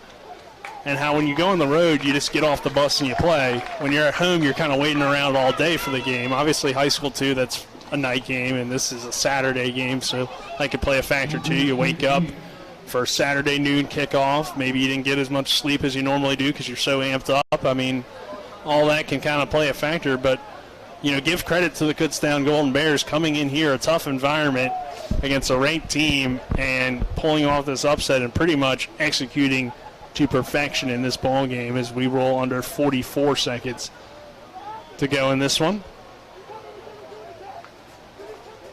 Another kneel down, and that should do it. Kutztown winning back-to-back games in the series. It's now a 2-1 Kutztown lead all time in the series, and they upset the number 10 ranked Shepherd University Rams 37-29. Travis, your initial thoughts on this one?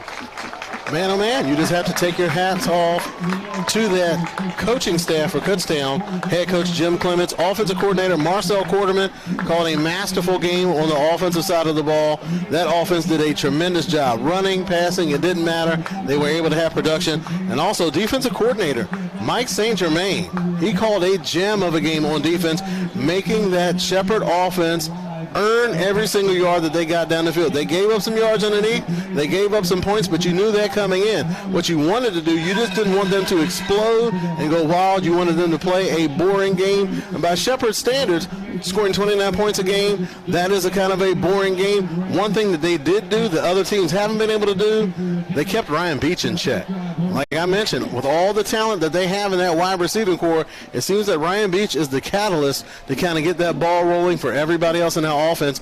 And the way they were able to do it, whether it was with scheme or with personnel, they were able really to keep Ryan Beech in check and not allow him to get those huge yards after the catch. 37-29, once again, your final score. We'll take a 2-minute break. When we come back, Travis and I will break down this one for you. This is Shepherd University Rams football on TV 10 and the WRNR TV YouTube channel.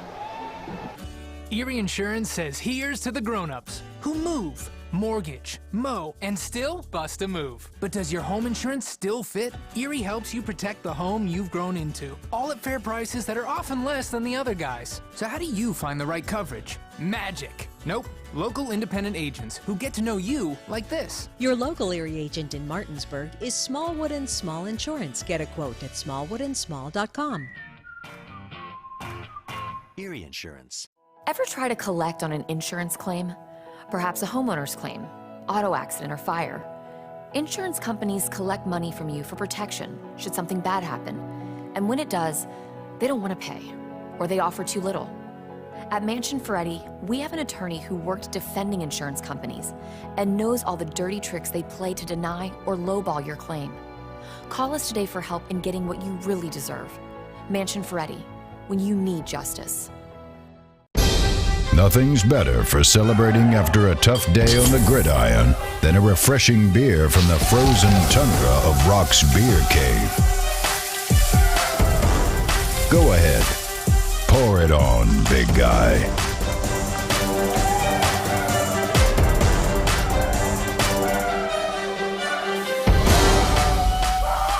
The beer was for after the game.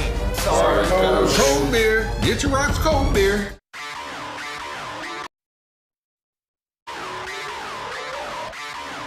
It's the post-game show as we recap the scoring, bring you stats and analysis, scores from around the PSAC and Super Region 1, the Division 1 Top 25, and the latest on the West Virginia University Mountaineers and Marshall University Thundering Herd. Let's get it started as we go back to the field and rejoin our TV 10 broadcast team.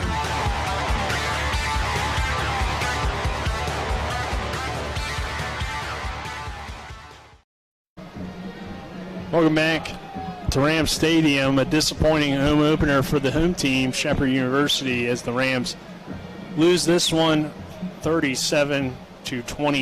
Nick Verzlin, Travis Smith here on the post-game show. And Travis, you look back on it and, you know, it kept feeling like Shepherd was going to eventually turn it on, and they just never seemed to. Not at all, and you got to credit the Golden Bears. They didn't allow them to just turn it on. They stuck with their game plan. How we talked about it last week. One of the biggest things that Shepherd was able to do is to get teams to abandon their game plan, whether that be on offense or on defense. But the way that the Golden Bears were able to move the ball on offense and also put the ball in the end zone and get points allowed them to stay in what they wanted to do. They never had to get away from their game plan. So even on defense, even when they were giving up some points, even when they were giving up a couple first downs, they stayed true to what their game plan was, and it worked out for them in the end. They realized that Shepherd, even though Shepherd had success running the ball, they was like, that's fine. We're going to keep our safeties back deep.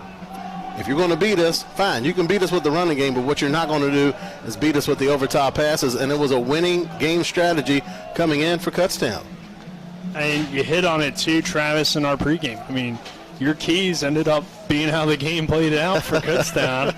You said that they needed to score in some different way, and they got the kick return on the blocked field goal, and then scoring over 30 points was also a key. And they also held Shepherd to their lowest points of the season at just 29. So overall, I mean, they executed probably what they wanted to do too, and you hit on it in the pregame. So, a great performance by the Kutztown Golden Bears, and a signature win here on this season, and maybe could decide things later on when we get into the East Division battle. Absolutely, and this is something, I mean, you look at this Shepherd team, they've been in this position before. You look back to that 2019 season, they suffered a couple early losses, but yet they were still able to bounce back. mount a very good campaign, made a deep run into the playoffs. So nothing changes for the Rams. Of course, everybody wants the shine of an undefeated season. You want to keep that momentum rolling. But these teams that you're playing in the PSAC, that's one of the reasons why the Rams moved into this conference. You wanted higher competition. You wanted higher quality competition. Kutztown is a top-tier program in the PSAC. So when you play a team like that, you're not going to be able to just dial it in and expect to get a win. So the Rams, everything's still on the table. National championship, sure. You can still fight for it. But now they see that they have things that they have to correct. So better that you have this loss early on in the season where you can make some corrections and learn from it later on in the season. Yeah, I think, Shepherd will definitely take a lot away from this game and get better. And obviously, in those first few games, for the most part, you felt good about yourself. You really didn't see anything that maybe the players might have been like, hey, we're winning these games, we're handling teams. But now they know that they're vulnerable, and they're certainly can lose on any given Saturday. But we'll give you the scoring summary. It all started with a Dean Krissick, 37-yard field goal to give Kutztown the early 3-0 lead. The Rams came back with a 5-yard touchdown pass from Tyson Beech to Greg Leonard, taking a 7-3 lead with 5:33 to go in the first quarter. Jerome Kapp caught a 72-yard bomb from Eric Nickel to give Kutztown a 10-7 lead. Then the crazy play happened. The Antoine Lloyd, return on the blocked field goal, taking that back 87 yards to give Kutztown at the time a 17-7 lead. The Rams did come back, though, again with an Alex Wetzel touchdown reception from Bajent. 17-14 was your score at that point with 2:19 to go in the first half. With 8:40 to go in the first half. With 2:19 to go, though, in the first half, Eric Nickel runs in from 1 yard out on the QB keeper to put Kutztown up at halftime 24-14. And then, again, we started that second half, and we thought, okay, here comes Shepherd. This is kind of like the IUP game, even though they had a lead at halftime heading into that one, because the Rams come out, take a minute 30 off the clock. Ty Hebron scores on the Bajent dump down pass to go up to make it 24-21, so they're within 3. Then Novak, though, and Kutztown responding right before the end of the third quarter. And another key possession that I'll point out, too, Shepherd was backed up, if you remember, Travis, in that third quarter, got a free first down on the penalty on running into the kicker, and then didn't do anything with that drive. And that was kind of the moment for me where I was like, okay, Kutztown has stopped Shepherd twice on one drive, so they have the defense that seems to have the right game plan today, and this could be an upset, and it obviously ended up being, and I think that was a huge moment in the game. And the momentum was on the Golden Bears sideline, like early on. You kind of got worried early on, if you're a Golden Bears fan, that they had to settle for that field goal early on, because you figured if it was going to be a back-and-forth game, you can't be in a position where you're trading field goals for touchdowns versus this high-powered Shepherd offense. But they, again, stuck with their game plan. They ran the ball effectively. They were able to throw the ball effectively, and they were just able to keep Tyson Bajent off of the field. So early on in the first half, we noticed there wasn't a big difference in time of possession. But you look here at the end of the game, you look at time of possession. The Rams had the ball for 25 minutes, 54 seconds. Kutztown, 34 minutes, 6 seconds. So you saw that time of possession really start to lean in favor of the Golden Bears there in the second half. And they just had that drive in the fourth quarter where they just chewed up so much clock, and they just really put the Shepherd Rams in a position where you're going to have to get a lot of bounces to go your way in order for you to have a chance to get back into the game. Yeah, that was a 15-play, 85-yard drive with to take 8:26 off the clock in that fourth quarter, resulting in the Davis McNeil 11-yard touchdown run, making it 37-21. Jonathan Moss scores from 2 yards out. Shepherd tries to get an onside kick, but fails and falls in this one, 37-29. And we'll go over the stats for you. We'll take a break after I go over these stats, and then we'll kind of get Travis's awards. But first, let's go over those stats. So, Travis, you mentioned the time of possession, and we'll look at what played a key role in that. Jordan Davis, we didn't see much of him in the second half, but had a big first half, 10 carries, 94 yards for Kutztown. Zaire Jones, 8 carries, 48 yards. He did a nice job in the second half. Davis McNeil, 9 carries, 38 yards And then Nelson, 7 carries, 36 or 32 net yards. So that totals up for Kutztown a total of 46 carries for 231 yards. Shepherd runs the ball just 11 times for 69 yards. Hebron leading the way with 6 carries for 50 yards. And then we look at the passing games. Both quarterbacks have a good day, but Eric Nickel, 20 of 28, a more efficient day, I'd say. 2 touchdowns, 1 interception, 250 yards. Tyson Bagent threw it 51 times, 42 of 51, 1 pick, 4 touchdowns, and it wasn't enough, 398 through the air. It's just tough. You're dropping back to throw the ball 51 times, even if you have a tremendous quarterback like the Rams do. It's just tough to win a ball game when you're having to drop back that many times. So, again, credit to the Golden Bears for being able to run the ball as well as they did, and on defense, making them play in front of you the entire game, not giving up any big plays over the top. And we talked about, too, how they kind of kept Ryan Beech in check. I mean, he still got you 9 catches, but just 68 yards on those catches. Jonathan Moss led the way for Shepherd, 12 catches, 108, and a touchdown. Greg Leonard, 7 catches, 76 yards, and a touchdown. And Josh Gontarek, 5 catches, 98 yards, no score. They don't have Wetzel on here. I don't know why, but he obviously had a touchdown as well. So that seems to be something each week. Maybe they have a limit to how many people they can put on. You only get 4 people, yeah. I guess. Well, you want to look at patterns. Look back at the last matchup that the Rams had against Kutztown. How many times did Bajan throw the ball in that first matchup in 2019? 52. 52 times. So yeah. If there is a formula, there is a such thing as a formula that would seem to be something that's jumping off the page at you, that you can't sit back and drop back and just throw the ball like that many times. You have to have some type of balance on the offensive side of the ball.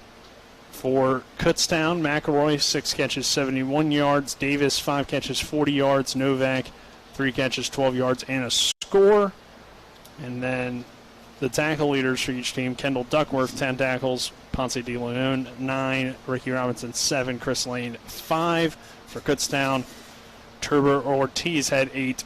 Wary had a nice game. He had 6 and 2 for a loss. Justin Harris got beat a lot, but did have 6 tackles. And Antoine Lloyd had 6 tackles as well. So that is your post-game stats, brought to you here on the Mansion Ferretti post-game show, or Mansion Ferretti's the halftime show, on the Palace Lounge post-game show. But your post-game stats are brought to you by Dynamark Atlantic Security, reminding you, don't be a statistic. Protect your family, home, and business with the local alarm professionals at Dynamark Atlantic Security. Call Ben Copenhagen today at 304-671-2158. We'll take a 2-minute break. On the other side of that break, Travis and I will wrap up the Palace Lounge postgame show with his awards. Hi, this is Lauren from Orsini's right here in Martinsburg. Grilling is not just for the boys. We are a Platinum Traeger dealer carrying the Pro Series all the way up to the Timberline Series. We have every flavor of wood pellets along with accessories, rubs, sauces. Not just Traeger, we carry Utz, Meat Church, Lanes, and Dizzy Pig. We also carry a full line of Yeti products. Orsini's has everything to complete your backyard. Visit us at 360 Hack Wilson Way or at Orsinis.com. The Palace Lounge in Martinsburg has a brand new list of daily specials. Monday, stop on in for burger night or enjoy a nice juicy steak every Tuesday and Wednesday. The Palace Lounge also offers freshly steamed shrimp Thursdays and chef specials every Friday and Saturday. Sunday is all-day breakfast and there are drink specials daily too. So come enjoy the Palace Lounge. You can find them on Facebook or call 304-267-7520. The Palace Lounge is located at 1350 Edwin Miller Boulevard. Remember when you were a little kid and saw your first deer? Oh, how cute. As an adult, maybe you've had a different experience. Where'd that come from? Bambi mess up your dream machine?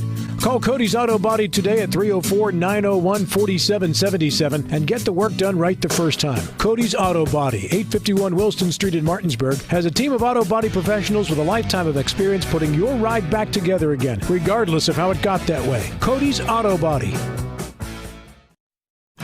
Mark your calendar for October 15th, 16th, and 17th and plan to join us for the 42nd Annual Mountain State Apple Harvest Festival. Modified from its traditional schedule, this year's Apple Harvest Festival will feature many exciting family-friendly outdoor events for the entire community to enjoy. The Mountain State Apple Harvest Festival, sponsored by BCT, invites you to like us on Facebook and follow along for all the details of this year's 3-day event. MSAHF.com.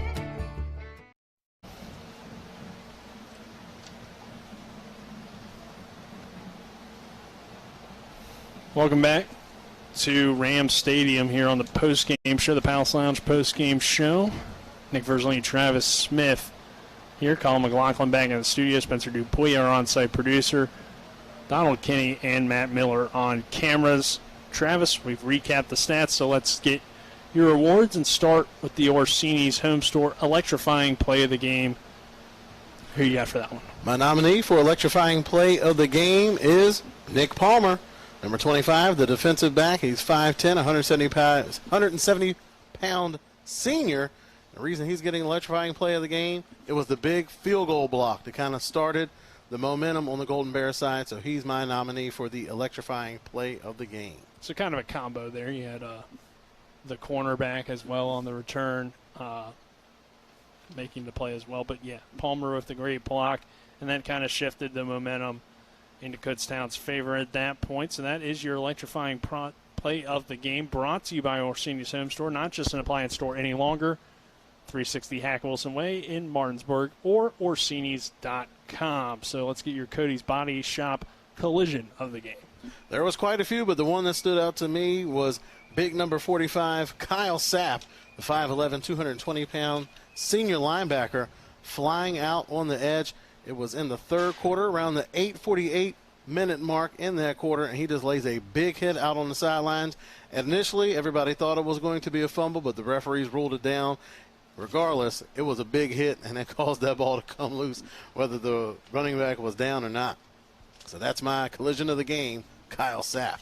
Yeah, brought to you by Cody's Body Shop, located at 851 Wilson Street in Martinsburg, family-owned, offering superior customer service and great pricing for a job done by experienced, certified technicians. Phone 304-901-4777 or visit their Facebook page, the Cody's Body Shop collision of the game. So now, Travis, we'll wrap it up with the WVU Medicine player of the game. For my play of the game, I think you have to look to the defensive side of the ball for the Golden Bears. Anton Lloyd, the defensive back, had a tough assignment today going against Gonteric, was able to keep him in check, not really giving up a lot of plays. Also, he was the guy that returned the blocked field goal for the touchdown. He also got an interception in the game. He had a big return. It was called back due to a block in the back, but still, that was a critical juncture in the game when he was able to get that interception and stop a deep drive of that Rams offense. So not too often that we go on the defensive side of the ball, but I think Anton Lloyd's impact on the game made him the player of the game. So just a tremendous job by that redshirt junior. Yeah, and of course he had the return on the field goal blocked as well. So, Brunt, that's your WVU Medicine player of the game. WVU Medicine, Berkeley and Jefferson Medical Centers, leading healthcare here and everywhere. And now Travis will kind of take a look forward to what Shepherd has coming up next week. They'll be back at home for a matchup with Shippensburg. And that was something like during the course of this game, I was kind of looking ahead, and I was wondering if the Rams were doing the same, if they were looking down the road, looking at that Shippensburg game, because the Kutztown game kind of felt like a trap game, like the way Lake Shepherd came in with their energy levels and really not rising to the occasion. Shippensburg, a quality team, but certainly not a team that you would overlook a Kutztown to look forward to playing. However, Shippensburg, they do have a very good quarterback in Bryson Messina, so that's going to be a matchup of two top-tier quarterbacks in the PSAC and in all the Division II. Two very good quarterbacks. Shepherd's going to have to come back to shake off a loss, so that's shaping up to look like a very good game. They had a good contest last year going head-to-head, and they're certainly looking that way going into next week's battle. Yeah, that should be an interesting one. Obviously, you mentioned Messina, the quarterback, of course, the son of Mike Messina, the former Oriole and Yankee pitcher, and now Hall of Famer as well. Palace Lounge postgame show. This will do it for us. The Palace Lounge, located on Edwin Miller Boulevard, with a full lunch and dinner menu with daily specials and a clean, comfortable atmosphere. Check out the menu on the Palace Lounge Facebook page. So before we get out of here, I'd like to thank everybody with the broadcast, our executive producer, Spencer Dupuis, our cameraman, Donnie Kinney, and Matt Miller. I almost said Mike Miller, the former NBA player, but Matt Miller, always helping me out and doing a great job on camera. And then Colin McLaughlin down in the studio. And last but certainly not least, Travis, I'd like to thank you as well for joining me on the broadcast. Well, thank you for inviting me. I guess you could call it that. But so that does it here from Rams Stadium. The Rams fall in this one once again by a final score of 37-29. Stay tuned, though. Colin McLaughlin has you with the Extra Point post-game show. He'll wrap things up with some scores from around the country in Division I and Division II. As that does it for us. Have a good rest of your Saturday, everyone. Hi, this is Talk Radio WRNR and TV10's Rob Mario. My family first stayed at La Bella Vita at Deep Creek Lake in Maryland several summers ago, and we've gone back every summer since. La Bella Vita is owned by Martinsburg residents who've meticulously decorated and furnished this amazing mountaintop vacation home with breathtaking lake views that is only 2 hours away, featuring 5 bedrooms, 5.5 bathrooms, a fireplace, a large family room with an 85-inch TV, a hot tub, and multiple decks. There's lots more of the La Bella Vita experience to enjoy, including Deep Creek Lake itself, a 3,900-acre lake with 69 miles of shoreline. It's a great combination, and it's waiting for you. So take it from somebody who's been there multiple times. You are going to love staying at La Bella Vita at Deep Creek Lake. For more information, visit the Facebook page or contact Tailor Made Deep Creek Vacations and Sales or call 301-750-2182. W. Harley Miller Systems understands the need and desire for reliable and affordable smart home solutions. Secure your home with a security system and keep a close eye on your family. Automate your home with a Control4 system and have smart technology work as one. Set daily schedules to control your thermostats. Push a button and set the mood for dinner by dimming lights and playing music, or just sit back and enjoy a movie in your own home theater. Put decades of experience to work for you. Visit us at WHMsystems.com or call 304-350-1931. I picked Shepherd University because I'm not just a number. One of the things that surprised me is how friendly everyone is. I like being able to walk down the street and have the professors recognize me by name. I'm constantly learning. It also has taught me so much about myself and about what I want to do with my future. The location at Shepherd is amazing. Cities like Washington, D.C., Baltimore are only about an hour, hour and a half away. You just got to see it. Once you see it, it just takes your heart.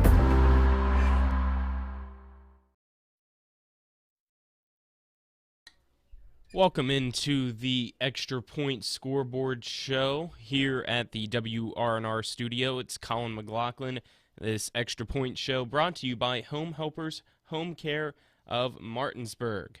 Again, the final score, Kutztown University upsets the Shepherd Rams by a final score of 37-29.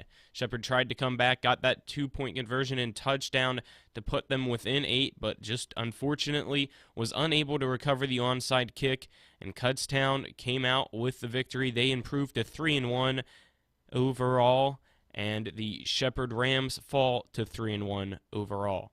Let's look at the scoreboard, starting with NCAA Division I action.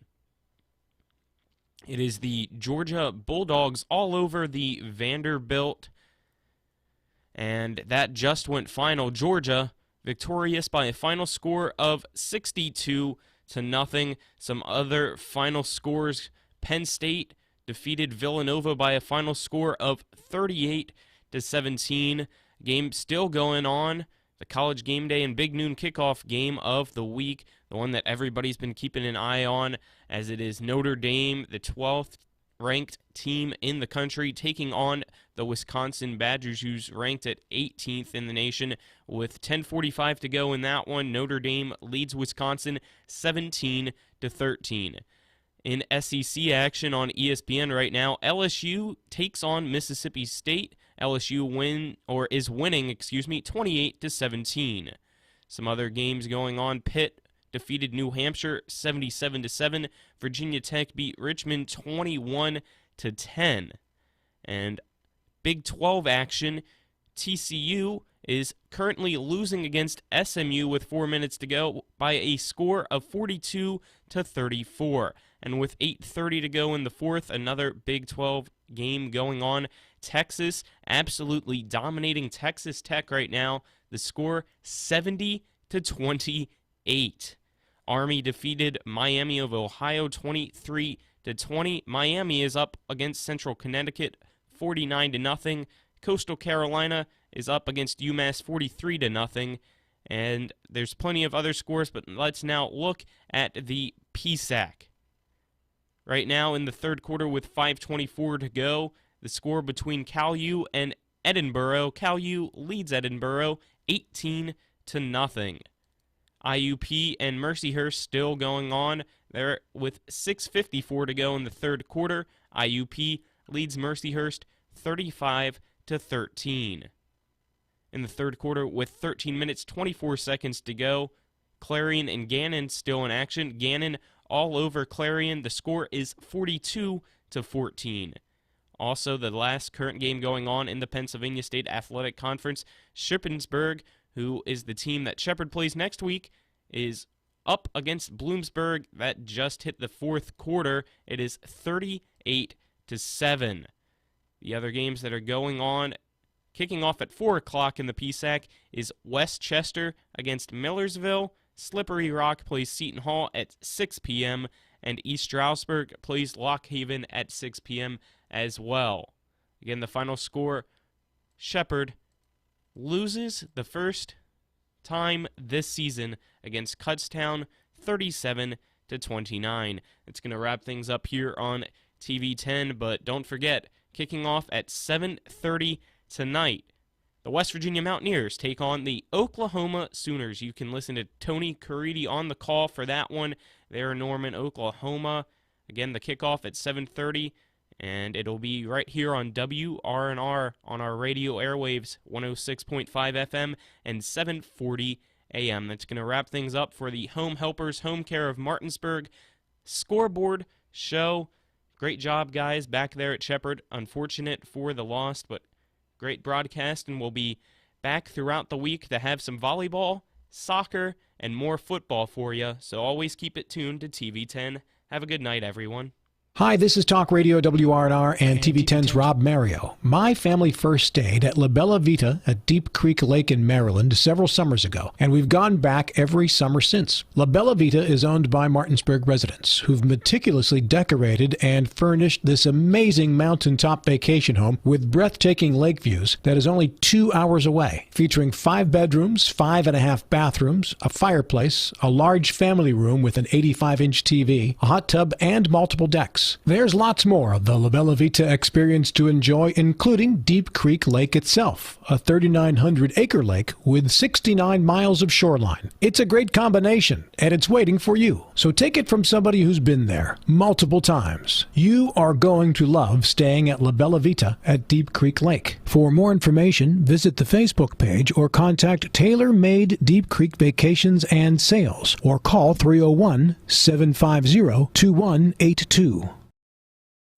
You've been watching play-by-play coverage of NCAA Division II football featuring the Shepherd University Rams and the Pennsylvania State Athletic Conference. Today's telecast has been brought to you by Smallwood and Small Insurance, Milestone Realty, the Sutton and Janelle Law Firm, Orsini's Home Store, the Mirius Group of Financial Advisors, the Palace Lounge, and the Mansion Ferretti Law Firm. TV 10 Sports thanks you for watching today's presentation of Shepherd University Rams football. All rights reserved. TV 10